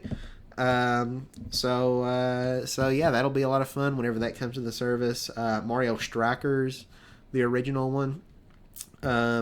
I imagine that one's going to be maybe the first update that drops, because during the Nintendo Treehouse Live, they said it was just going to be, the 3 games at launch, the F-Zero and Wind Waker and Soul Calibur. But when they were playing it during Treehouse Live, there was a 4th one there in their NSO menu, and that 4th one was Mario Strikers. So that kind of tells me that one's maybe done and might be coming sooner rather than later. But the GameCube games will be available day and date with the Nintendo Switch too, so that's awesome. Right out the gate, you can play GameCube games on your new console. GameCube games aren't going to be on the Switch 1, which is unfortunate, but that's kind of an extra incentive to get the new version. I'm trying to think what other games they said would be coming later. I think a lot of them were kind of not really anything I care that much about. One of them was a Pokemon. Was it Pokemon Stadium, or was that a Nintendo 64 game, or Pokemon Coliseum? Some Pokemon game, I think. I forget which one. And some other stuff. What I really want to see, the 2 that would be the biggest deals for me, probably, would be Mario Kart Double Dash. I have a lot of nostalgia for that game. I played it a ton on the GameCube. That would be great to see. I feel like it's got to be coming eventually, because they've had Mario Kart with every other service. I'm pretty sure every other platform is launched with Mario Kart. So I'm kind of disappointed to see they're not doing that here with Double Dash. I guess probably because that would be the same day as the new Mario Kart, and they want people playing that. I don't know. But yeah, when they added Super Nintendo, I'm pretty sure Super Mario Kart was already on there day one. Then when they added, Mario, when they added Game Boy Advance, Mario Super Circuit was there on day one. Mario Kart Super Circuit, you could play day one. When they added Nintendo 64 to NSO, you could play Mario Kart 64 straight out the gate. So this is the first platform where it doesn't immediately have Mario Kart, so that's a little disappointing. They also said Mario Sunshine will be coming later. That's kind of neat, but I've already got Mario Sunshine on my Switch in 3D All-Stars. Although it's making more and more sense why that was a limited time edition, because Nintendo is now offering them individually. So I imagine eventually, maybe it'll be a couple of years from now, but we may end up getting Wii games on NSO on Switch 2. And so now you've got Mario Galaxy and Mario Galaxy 2, So that's potentially very exciting. But yeah, I swear, I think the only reason Mario 3D All-Stars existed was because of the pandemic. I could do a whole video on that. But it looks like they didn't really even start development on that game until right around the time that the lockdowns happened and they were working remotely. And I think Nintendo was just kind of oh crap, we got to hurry and get something out. Let's just cobble together 3 of these Mario games. We'll do it as a limited time thing because eventually we want to be able to sell these games on NSO, but for right now, just so we have something this holiday season and can meet our, projected shared, forecast or whatever, we're just going to throw them out there. So I think that's really the only reason that those exist. But yeah, it's exciting to think, because a lot of people said, they're not going to do GameCube NSO because they could just sell you a bunch of remakes of those games for full price. But the fact that they're doing this does open the door. It's okay, so eventually we could get Wii games and DS games and, dare I say, maybe even 3DS games. I don't know about that one. But that would be awesome. It won't be until several years out. It might be 2 years from now we get Wii, and then, or 2 more years from now we get DS, then 2 years after that maybe we get Wii. I don't know. It might be a very long time, slow trickle feed. But eventually, if we have all of Nintendo's past platforms, that would be freaking awesome. So we'll just have to wait and see. But yeah, so GameCube, NSO, I said Mario Kart Double Dash I really want to see, but the number one, and I mentioned this multiple times during my reaction, and we need to get it trending on Twitter, #Where's Melee. Super Smash Brothers Melee. That by itself, having Melee on a console, a modern day system with like better graphics, like a higher resolution, and you can play it portably in handheld mode on the go, and it's got added online. I genuinely think Melee in and of itself would be enough to ship Switch 2 units. People would buy the system just to have Melee. Um, and it's baffling to me why Nintendo is so weird with putting Smash Brothers out on these retro services, because like we still don't have Super Smash Brothers for the N64 on the Nintendo 64 Switch Online game library. Why not? Where's it at? And we're probably not going to get a new Smash Brothers anytime soon because Sakurai's busy with something else, which we'll get to here very shortly. It's actually our next item on the itinerary. But man, I want to be able to play Melee on a modern system so bad. Nintendo, please put Melee on there. Please, I'm begging you. But I'd also love to see more obscure stuff like Wario World. That's one that I kind of have some nostalgia for that game, even though a lot of people probably would say it doesn't really hold up that well, not that great of a game. But I think it'd be neat to have that.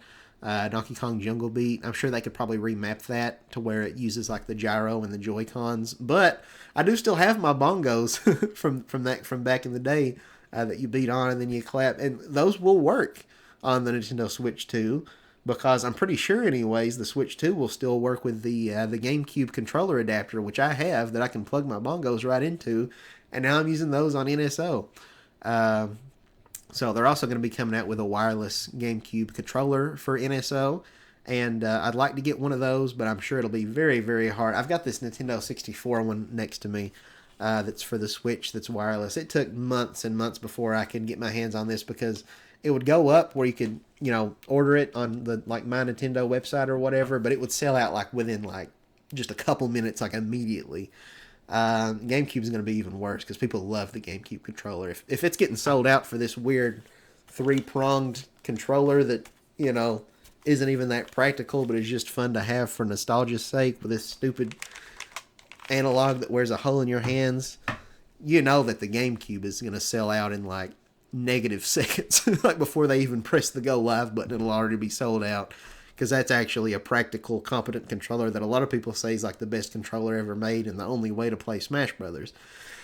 So that's going to be probably very hard to get your hands on one, which, like I said, I do have the GameCube adapter, so I will be able to play with my wired controller, so not super devastating if I can't get one at launch.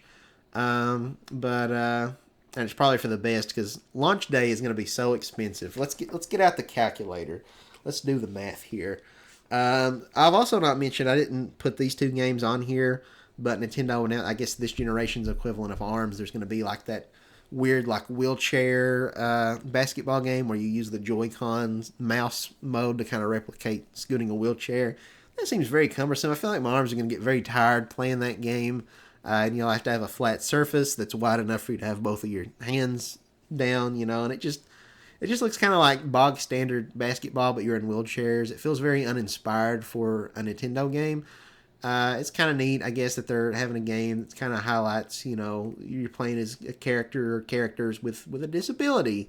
Or maybe they don't. I don't know. I think there's wheelchair games where people get in wheelchairs that aren't actually handicapped, but so that's kind of neat. I guess that if somebody feels seen by it, that's cool. Feels represented. But the game itself just doesn't look all that compelling, to be completely honest. It kind of just looks like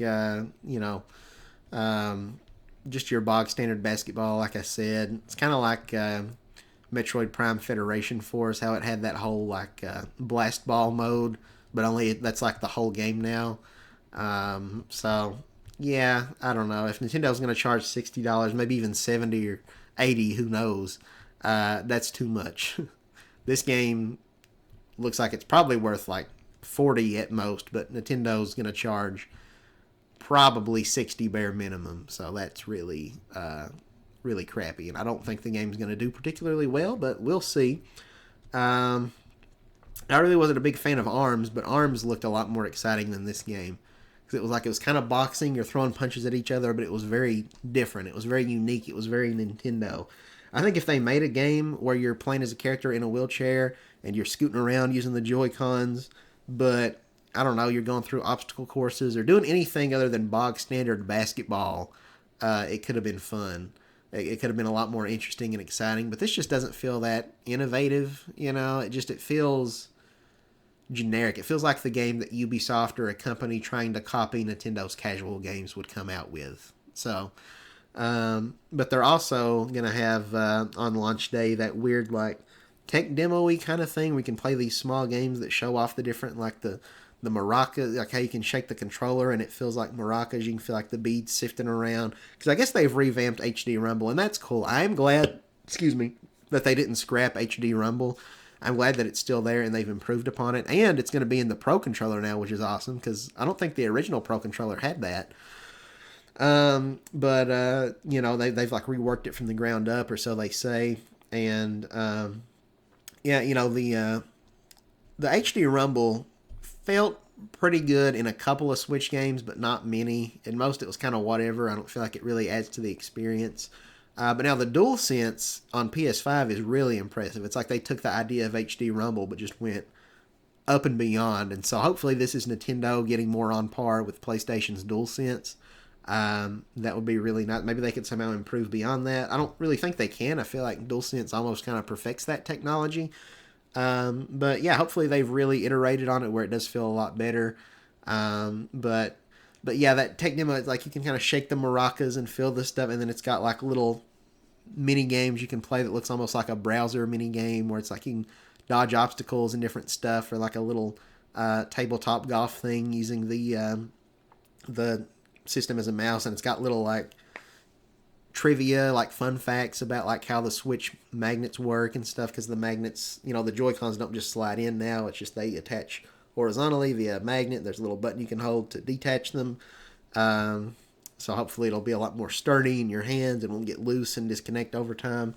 But yeah, you can find out little fun facts like that, and then there'll be like like quizzes you can do that kind of like test your memory on the facts that you've learned. But this isn't a free pack-in game like Astro's Playroom.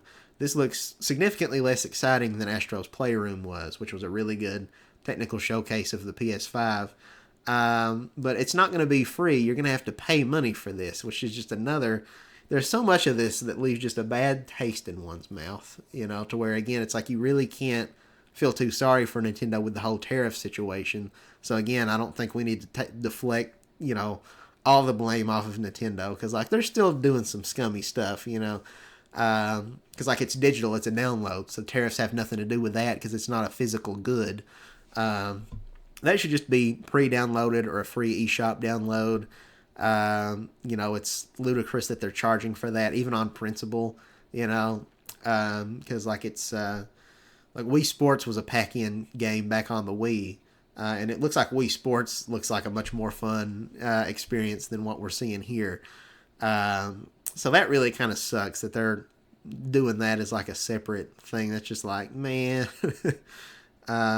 So yeah, people are rightfully kind of PO'd about that. And even if it's only like $10 or $5, it's still the principle. It's like, this is to help the user get familiar with the system, almost as like an interactive instruction manual, which is kind of neat, but you're making people pay for the instruction manual. Like, it's stupid.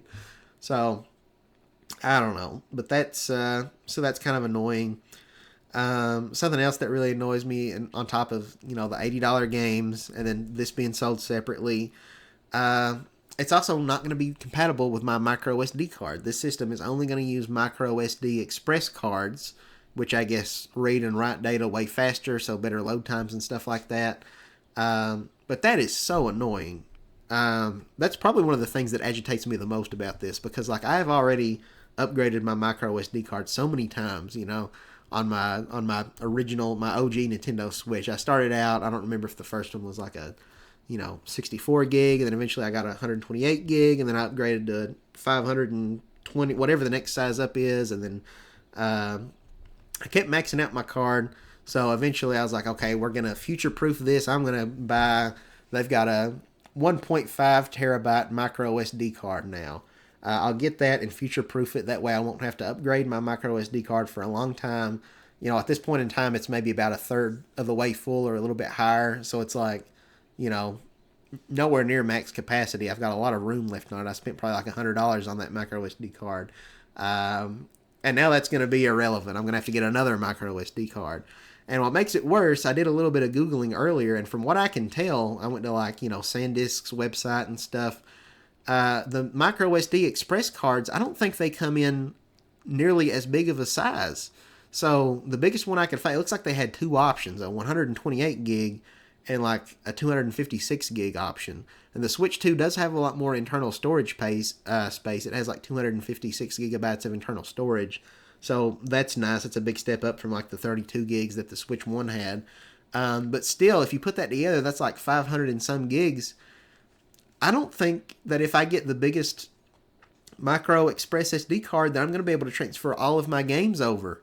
Because like that's not enough storage for what I need. So that's really frustrating.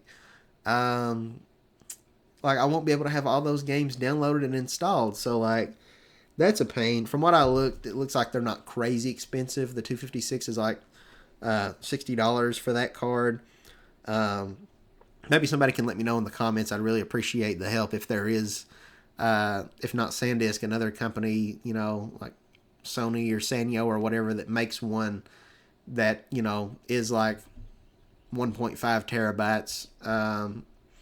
That is an express card that will be compatible. But man, that sucks that I'm going to have to get a new card when my old one is still far from max capacity. But if we do the math here, and I do hope that there will end up being a bigger size I can get by the time the system launches, but that'll be even more expensive. That'll probably be $100 or $200 to get a 1.5 terabyte express micro SD card. I don't know, but doing the math, the one that is available that's not even enough to meet my needs, that's $60. So I'll do $450 console plus $60 for that, and this is without tax, without shipping, so it's going to be even more than this. I think the new Pro controller is going to be like $80, so throw that on.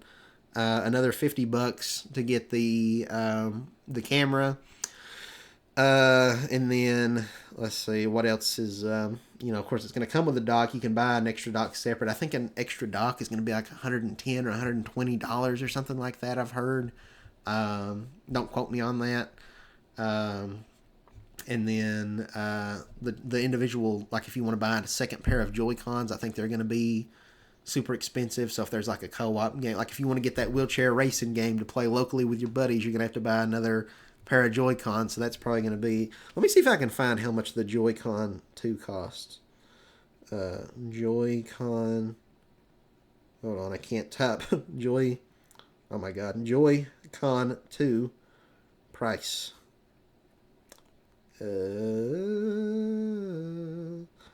Okay, according to Nintendo's website, it's going to be $90. Let me make sure about the Switch 2 Pro Controller price. That is... Yeah, that's $80. So yeah, if I... Just doing the math, just for the stuff that I would ideally like to have at launch, would set me back $640 to get the system, the new Mario Kart physically, because I really don't want the digital version, personally. And then, what did I have down here that was $60? Oh, the micro SD card that I'm going to have to get, and then the $50 camera. I haven't even added the Pro Controller yet. Because the 80 was for Mario Kart, so that's another $80. $720. It's like the price of a PS5 Pro, and then some, I think. So yeah, I might not get a Pro Controller at launch. Maybe not the camera either. I would like to get the camera eventually. That I understand being sold separately. I don't really have too much of a problem with that. But having to get another micro SD card, the games being so expensive, the system itself being expensive, and even that one I can swallow that pill too. Like I said, the system being more expensive is fine. But yeah, everything else just like, man, that just really starts to add up. And it's like, I'm going to be shilling out like $1,000 within, a couple months of this system if I get everything. Like I've already got the Switch Online subscription, which would be $50 a year. So if you didn't have that, if you want to play GameCube games, throw in another 50. But seemingly it'll be like a free thing at first, I guess, or maybe it's just free for the base thing. I don't know. Nintendo needs to clarify a lot of this stuff. A lot of it's just like so much information being poorly communicated, and the lack of communication is just making people even more mad about the prices and everything else. Because like also on day one, we don't know which games will be available to get a Switch 2 upgrade. We know Breath of the Wild and Tears of the Kingdom, which will be free to existing Switch Online members. If you don't have one, that's another expense. But our like Mario Party, I think they said Mario Party Jamboree, that'll be coming in July, the update for that game. So you won't be able to play that one in like 4K or anything at launch. So that won't be an expense. You won't be buying that one as soon as the console comes out. But like we don't know yet about like Kirby and the Forgotten Land or these other games that they've talked about. So yeah, it's very pricey, and we'll just hope and pray that the tariff thing doesn't make it even worse. But again, I feel like worst case scenario, you probably could just import a European one. Might be a little harder to do that at launch, but down the road, worst case scenario, if you don't want to pay the exuberant price that tariffs could cost. But I'm really hoping that the tariff thing is going to end up not being as big a deal as everybody's making it out to be, that it's just a negotiating thing, and that Trump doesn't really have any intention of that sticking. But we'll see. We'll find out more in the coming days, I guess. Yeah, moving on to another game, we got Kirby Air Riders, which is the sequel to Kirby Air Ride, and this is the game that Masahiro Sakurai has been working on, who is, of course, the director of Super Smash Brothers. He's, directed all of those games since the very beginning. He was the original creator of Kirby before he moved over to making Smash Brothers, and he also did Kid Icarus Uprising, which is like my favorite 3DS game. Personally, I am kind of disappointed that this is what Sakurai's working on. I would love to get a new Smash Brothers game, that's even better with even more content and more characters than Ultimate. But seemingly that's not in development right now, or if it is, Nintendo's got somebody else directing it. Also would have loved to have seen a full, beautiful remake of Kid Icarus Uprising, because that's my favorite 3DS game. Presumably that's also not in development, although, maybe Sakurai's supervising while somebody else does it. If anyone could tackle working on two games at the same time, it's Sakurai. The poor guy, even though everybody's talking about he needs a break, he needs a vacation. And I'm over here like, well, Sakurai could probably juggle two different games, couldn't he? So yeah, neither of those games are probably in development right now, as far as we know. So that kind of sucks. But I am happy for the people who are really wanting a new Kirby Air Ride game. My buddy Micah McGonigal, aka Mr. Man 12, aka the creator of Baldi's Basics. I know he's over the moon about it, as well as about the Tomodachi game. So they're probably going to have, I think Sakurai and Nintendo probably knows that everybody loves the city trial mode in that game, so there's probably going to be a revamped city trial mode with online play. Maybe it's going to be like a battle royale now with like 100 people. Who knows? But I think it's a weird game though to have in Nintendo's launch year for the new console. Again, I know that there's people excited about it, and I don't want to take away from anybody's hype, but this is a spin-off game of Kirby, and Kirby games historically they sell decent. But the best-selling Kirby game, I think, is Forgotten Land, which might have sold like 5 million copies or something, which is good. Nowhere near the levels of like Breath of the Wild or, something like that sold like 30, 40 million copies. But, for Kirby, 5 million, that's pretty good. This is a spin-off of Kirby, so it's probably going to sell less. There's probably going to be some people that's going to be like, I just like the Kirby platformer games. I don't need a Kirby racing game. And there's a lot of competition, because like Nintendo is releasing a brand new open world Mario Kart game this year first. So this Kirby racing game will come out after Mario Kart, but it's still coming this year, so it'll be within like 6 months of it. People are still probably going to be playing and enjoying Mario Kart and not tired of it by that point. So I don't really see this game being a big financial success for Nintendo. I don't think. And again, not to take away from anyone who's really excited, who's been praying for this game for the past 20 years. That's awesome, and I'm happy for you.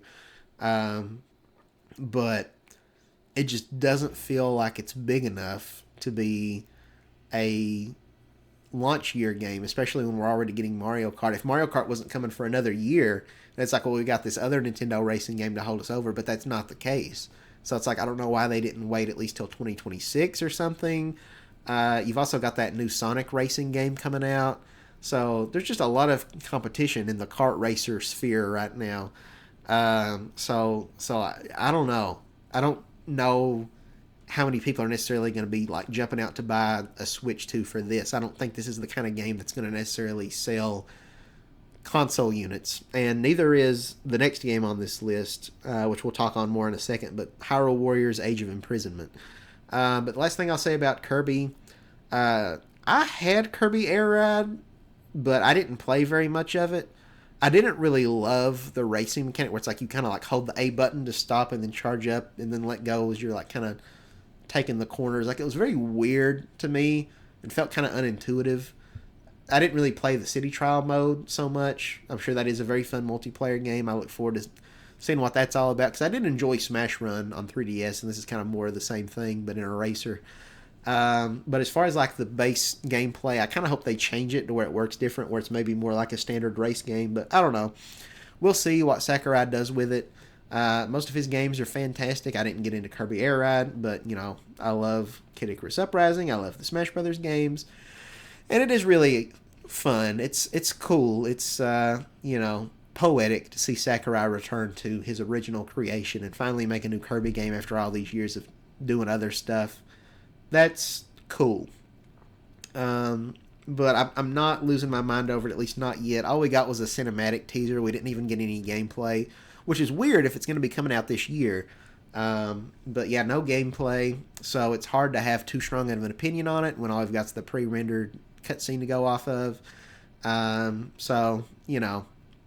I'll probably get it, but I'm not necessarily like super excited for it. But I'm happy for the people that are. But yeah, I don't see that being a game that's going to sell a lot of systems, and likewise, Hyrule Warriors Age of Imprisonment, I don't see that selling a lot of units, because Hyrule Warriors Age of Calamity, it was the best-selling Hyrule Warriors game, but I think it might have sold like 3 million copies or something, which like isn't bad, but again, that's not selling units. So I don't know. And obviously Breath of the Wild was a huge deal when it came out, and I think Nintendo wants to have something to like carry that audience over of all the like 40 million people that played it, to be like, oh, I got to get the Switch too because I can find out more about the story and whatever. I got to be honest. This might upset some people, and I'm not, if you, this is just my opinion, and everybody's entitled to their opinion, and you can disagree. That's fine. I'm not trying to disparage you for liking the games that you like. Breath of the Wild I really enjoyed when it was new, when the Switch first came out. But I am so sick and tired of Champion Link. I am so tired of this particular iteration of Hyrule. I am so tired of this cast of characters. Freaking Unibo has been annoying me for the last like 8 years. And like I don't care about Tulin. I don't care about whatever the other people's names are. I didn't care in Breath of the Wild about Rivali and Daruk and all those characters. I just don't care about them. Like, so, being able to explore more of the lore and like the prequel to Tears of the Kingdom, what was going on with Zelda and, King Raru or whatever, is that his name? And like Queen Sonia, like I don't really care that much. I thought the story in Breath of the Wild and Tears of the Kingdom just was very subpar, and so I don't really need more of that. And also I guess they're adding like the Zelda notes thing to the like 4K versions of Breath of the Wild where you can get like extra lore and stuff. I don't care. Like I just don't connect with those characters the way that I did, for example, Midna in Twilight Princess. Like, she's sassy, she's kind of snarky, but not really in a malicious way. There's a lot of depth to her character. She's kind of she likes Link. There's sort of, I think, kind of an implied love interest there. So she's kind of flirtatious as she kind of berates Link. Like, it's usually kind of tongue-in-cheek. Maybe not as much at first, because like as the game goes on, you do find out that like, yeah, initially she was going to use Link for her own gain, but then she kind of feels bad about that, and she grows to really love and care about Link. So she's this snarky, sassy character, but there's a lot of depth that makes her one of the most likable characters in Zelda history. There's volume there, there's characterization and development, and she feels like a real person in some ways. But you compare that to like Rivali, and he's just snarky for the sake of it. He's just an a-hole. I hate Rivali. And all the champions in Breath of the Wild are like that. Daruk, like they all are just so one note. You know, they have no personality. They're just cookie cutter archetype characters. You know, Ravioli, he's just boastful just for the sake of it. It's not in an endearing way. He's a little bit like Falco in like the Star Fox games, but even then, you know, him and Fox McCloud are kind of back and forth. Like, you know, they dish it out at each other, and it's kind of a playful, friendly banter thing, because friends do that, especially guys. They rag on each other. But Link, he's this silent protagonist. He ain't done nothing to nobody. It just... Rivali just wakes up and just chooses violence. And, like, I hate Rivali. And then the other champion, like, you know, Rivali, it's like, but, like, why are you even on our team? Why don't you just go over there with Ganon, Rivali? You suck. I don't like you. And then Daruk, it's like, oh, he's our lovable oaf character. He's, you know, big and strong, but he's actually just a teddy bear. And, like, that's the end of his personality. There's no depth beyond that. Friggin' Mifa, just like, you know, she's just your stereotypical Mary Sue character who's just, like, flawless and, like, has no personality. Just, Link, I will always be here to heal your wounds. I am your perfect submissive wife. I'll do anything you say, Link. And that's all that she is. And then, like, you know, Urbosa's, I guess, maybe a little bit more interesting, but, like, and then, like, Zelda, she kind of has a somewhat decent personality in Breath of the Wild, where it's like she, you know, she's like dealing, and I can kind of relate to that as a person of faith, you know, with a religious background, where like she has a lot of moments where she kind of like doubts her faith, because like she doesn't understand why the goddess isn't blessing her with her being able to like tap into her spiritual powers. And it's like, no matter how much she like prays and this and that, and no matter how hard she tries, it's just not coming intuitively to her, and she's frustrated and she doesn't understand, and she kind of lashes out and takes it out on Link a bit, but then feels bad about it. So they did pretty decent with Zelda, but like every other character, like I don't care about these people. Unibo, he's kind of just a big pansy. That's kind of his whole character. I hate Unibo. You know, I don't even really remember that much about the other helpers or whatever. But yeah, so I'm not interested in this new Warriors game. Like I picked up Age of Calamity and I played it like once. I never even beat that game. I preferred the original Hyrule Warriors, where it's got like all these different characters throughout the series history. You got Twilight Princess and Wind Waker and, you know, Ocarina of Time, and all these characters from every different timeline of Zelda coming together, almost like Smash Brothers. That was awesome. But just focused on this one iteration, like I just don't care. I thought we had done that and we're over with that and we're moving on. And I thought, well, maybe now we'll get a Warriors game in a different franchise, maybe a Mushroom Kingdom Warriors, where it's like all these different Mario characters from series history coming together, and there's like one level is like a Mario Sunshine level, one level is a Mario Galaxy level, and a, you know, something different. But no, it's just another Hyrule Warriors game, and it's another Hyrule Warriors game that's set in the same Hyrule I'm sick of. Because Breath of the Wild, it came out, and I'm sorry for this very long tangent, but Breath of the Wild, it came out, and it was a really great game. I thoroughly enjoyed Breath of the Wild on the Wii, on the Switch. And it was like, yeah, this is revolutionary. You know, other games need to really take note and draw some inspiration, be able to climb anything you want, go wherever you want. It was awesome. I still, even at the time, though, I really didn't like the plot and the characters, but that was fine, because it's like, well, it's an open world game. It's kind of hard to have a good plot, because, like, you can do things kind of out of order, and so they had the memories and stuff. I still think they could have done a better job, but, you know, I wasn't too miffed, because more than anything is the gameplay, not so much the story. Whereas I feel like with the Hyrule Warriors, the only reason I'd pick that up is more for the story, and I don't care about the story. So that just leaves the hack and slash gameplay, but there's a million other Warriors games, so and if it's going to cost like $70 or more, then you can forget the heck out of that. So no Hyrule Warriors Age of Imprisonment for me. But but yeah, like I played that game, Breath of the Wild, and really enjoyed it, but I eventually got very burnt out. I put probably 120 hours into that game, and I got so burnt out. I was so sick of traversing that world. It's like, this was great, but I've had my fill. It's like when you eat too much birthday cake ice cream. I love birthday cake ice cream, but if I ate too much, then it's like, okay, I don't want to eat this again for another year. It made me sick, and now I can't even think about birthday cake ice cream without feeling sick. And they came out with the DLC expansion to Breath of the Wild, and it was like, okay, maybe this will get me back in. I bought it ahead of time, not knowing what I was buying. Before the game came out, you could sink $20 in, so that's my bad, I guess. And I thought, like, oh, maybe we're gonna get like an extra chunk of map to explore. Right, there's gonna be like a new island that'll open up that's maybe, the size of the Great Plateau or a little bigger. Not expecting like that they're gonna double the world map size, but maybe some new chunk of area to explore that's like a unique biome that's different. But no, they just kind of repurposed that same exact map, but now we've got like 12 new shrines, and then there's like uh, a new divine beast basically.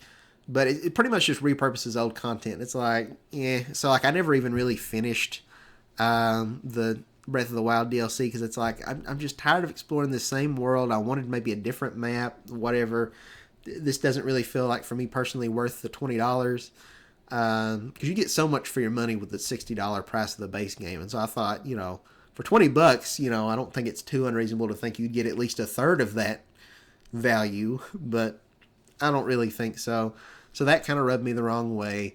And then my nephew, by the time he was about like 4, so it's probably in like maybe 2020, maybe around like 2020, something like that.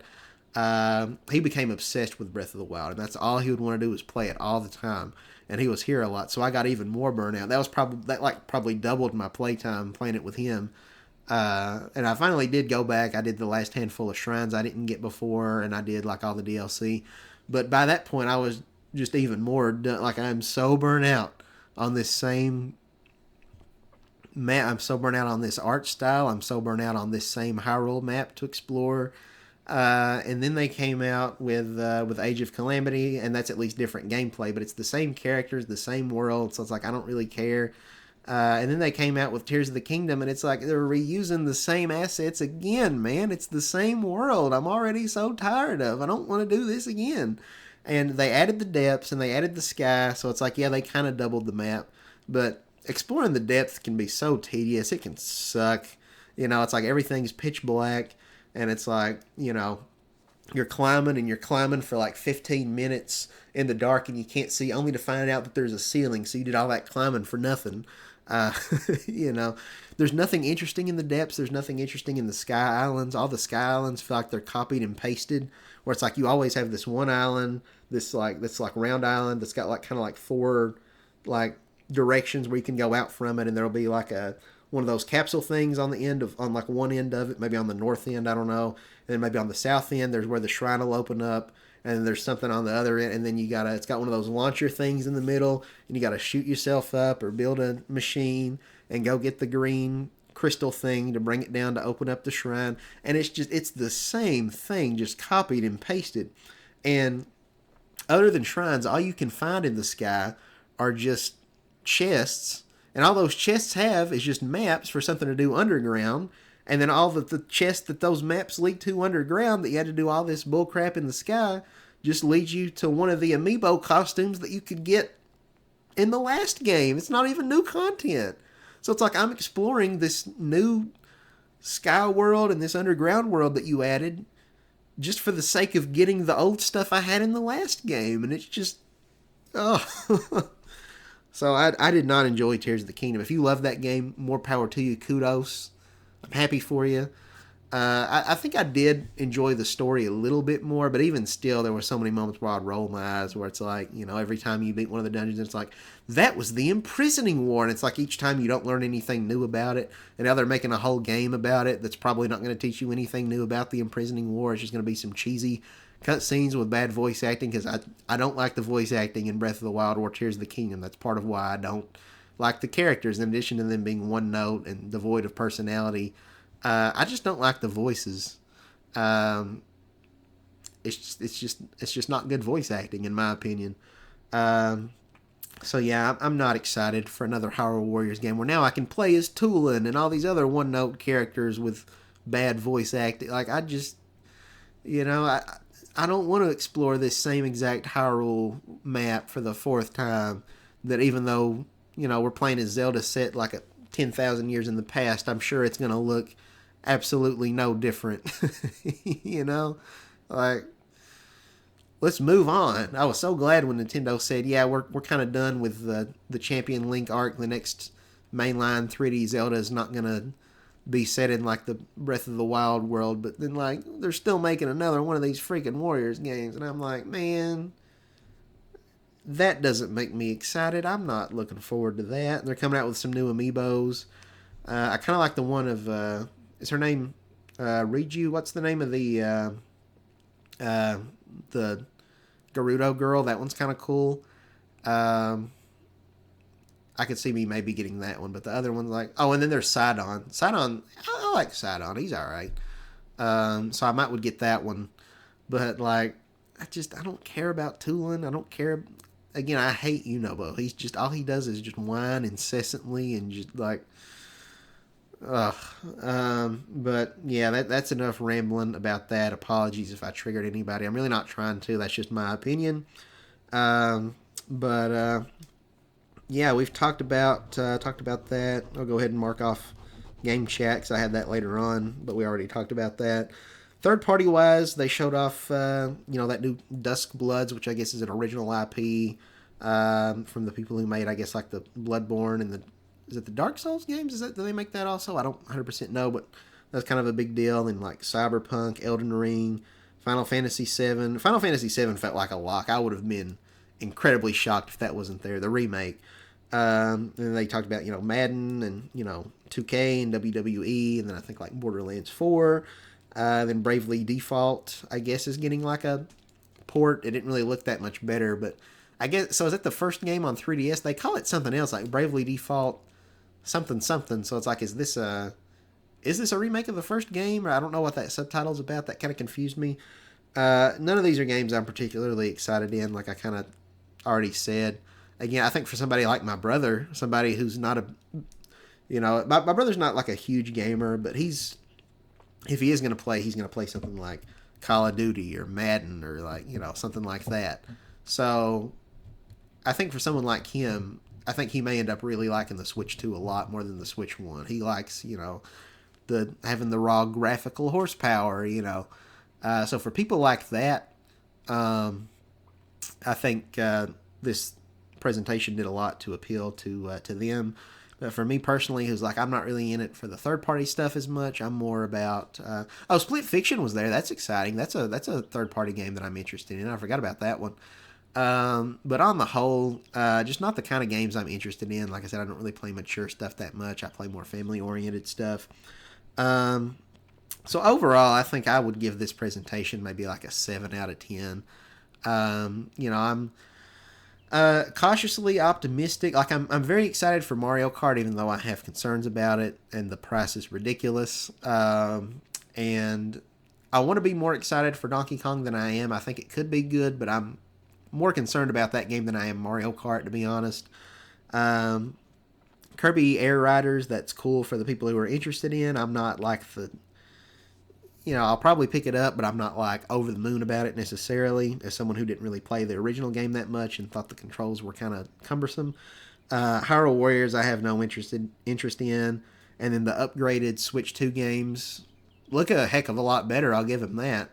But the other like expanded like side mode stuff they're throwing in, like in Mario Party Jamboree and the Kirby game, just doesn't look that good.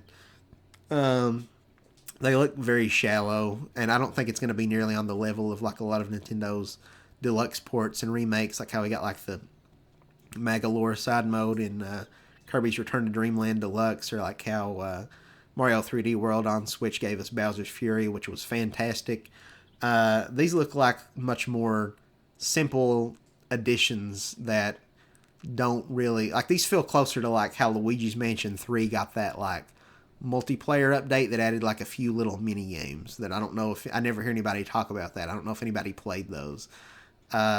So that's kind of what this extra content looks to be. Just very simple stuff like that that'll be, maybe fun to play once, but then never again, really. So yeah, that's kind of where I'm at. So the only things I was like super excited about, Mario Kart, Donkey Kong's a big deal. I wish I were more excited, but they might, there were definitely things I saw in there that I liked about it. So I hope I'll end up really loving the game. And then the GameCube NSO, and then just the fact that the graphics look so much better. That's awesome. I'm willing to pay the extra price for that. Would have been nice if it could have been cheaper, but I'm happy that we are getting a very powerful system. And so yeah, but overall, there should have been at least, I think, one more notable first party game here. And the fact we're getting a 3D Donkey Kong, it does make me wonder, like, are they even working on a 3D, like, open world Mario platformer right now, or was Donkey Kong it? I don't know. That would be kind of wild if there hasn't been one in development. So you'd think that there is, that maybe the Nintendo EAD team or whichever team it is that handles this, maybe he's working on both projects, because, like, what have they done since Mario Odyssey, like 8 years ago? So, like, that'd be enough time to have 2 games that they've been sitting on, right? But yeah, probably no Kid Icarus Uprising or Smash Brothers anytime soon, so that's kind of unfortunate. We didn't get, obviously we know, like, Metroid Prime 4 is coming and the Pokemon Legends ZA, but those are not exclusive to the Switch 2. So in terms of games that would really make me want to go out and buy a Switch 2, it's just kind of GameCube, NSO, and then Mario Kart. Like, Split Fiction's cool, but, like, I can play that on my, like, PS5, and same with, like, the other third parties. So that's not anything, even if I was interested in these third party games, that's not something necessarily that's going to make me want to go out and buy this system day one. So I don't know. I thought it was kind of underwhelming. I think Nintendo had a lot to live up to, and they failed to meet that mark.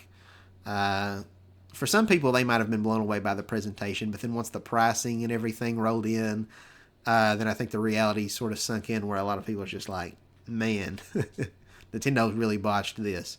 But something that does give me hope, despite there not being a ton of first-party games, because I do get why Nintendo would want to put more of a spotlight on, like, just look at all these graphically intensive, massive, open-world, 4K, 120 frames per second realistic games we got on here, guys, that we could never do before. That is a big deal, so I get it. But I really hope that it's not an issue where Nintendo's making 4K games now, that it's just, the reason they didn't show a lot is because, like, they just don't have much else to show. That would be pretty devastating if it's kind of like the Wii U all over again, where they jumped from standard definition to HD, and it's like, well, we just can't handle it. It's so much harder to make games like this.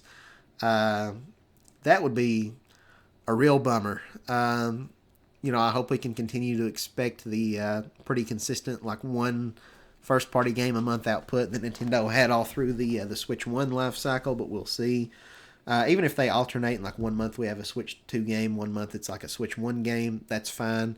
But, I hope we won't have any big software droughts. Something that does give me hope, and maybe it's just copium, but I think, this is April.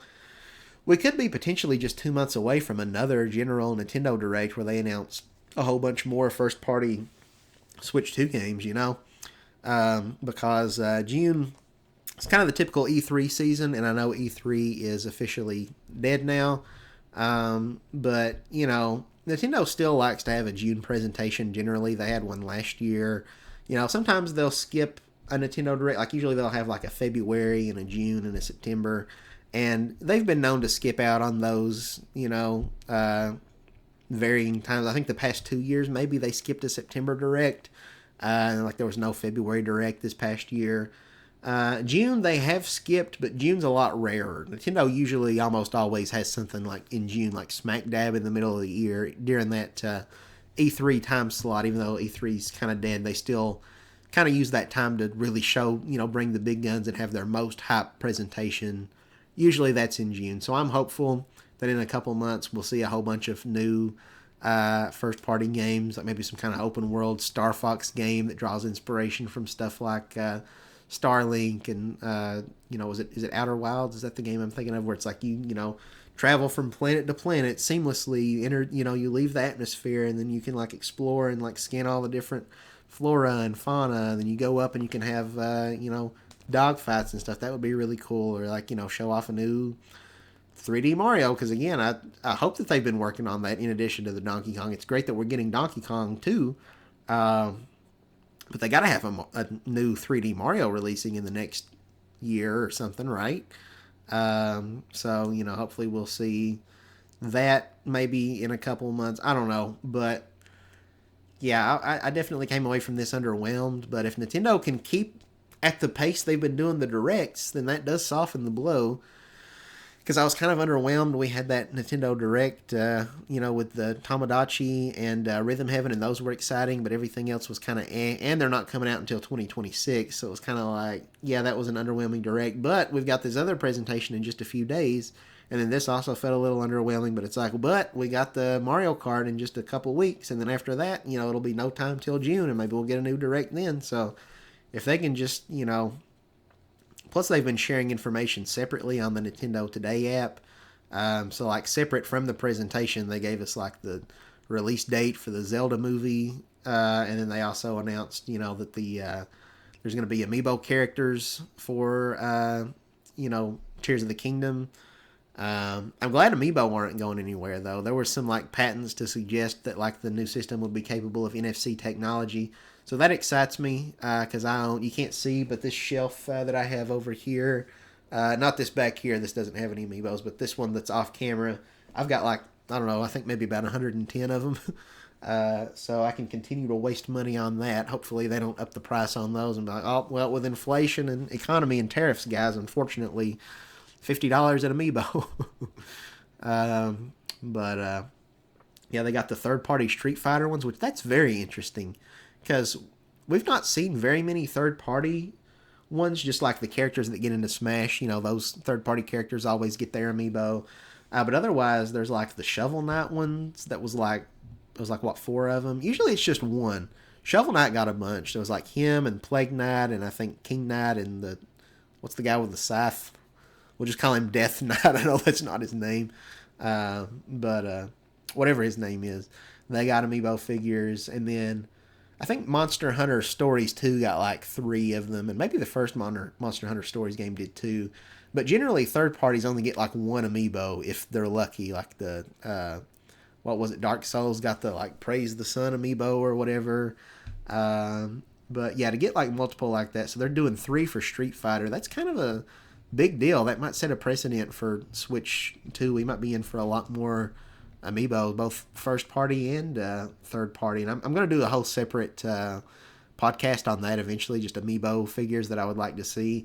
But yeah, it's funny because like everybody keeps thinking that ever since like the Switch 1 was coming out in 2017, people were like, oh, is Nintendo winding down amiibo? The Smash Brothers line is ended, no more DLC characters, so after Bayonetta and Corrin and stuff, like maybe we're not going to get any more amiibos. And they announced the Switch 2. It's backwards compatible with amiibo, and there's going to be a bunch of new ones. And then, or the Switch 1 rather, and then the Switch 1 runs its course. And it's like, oh, well, we've got all the Smash Ultimate amiibos. We've already got Sora and, Banjo and whatever. So maybe we're not, maybe now they're dead going into the Switch 2. But no, amiibo are just a little engine that could. They just keep on chucking.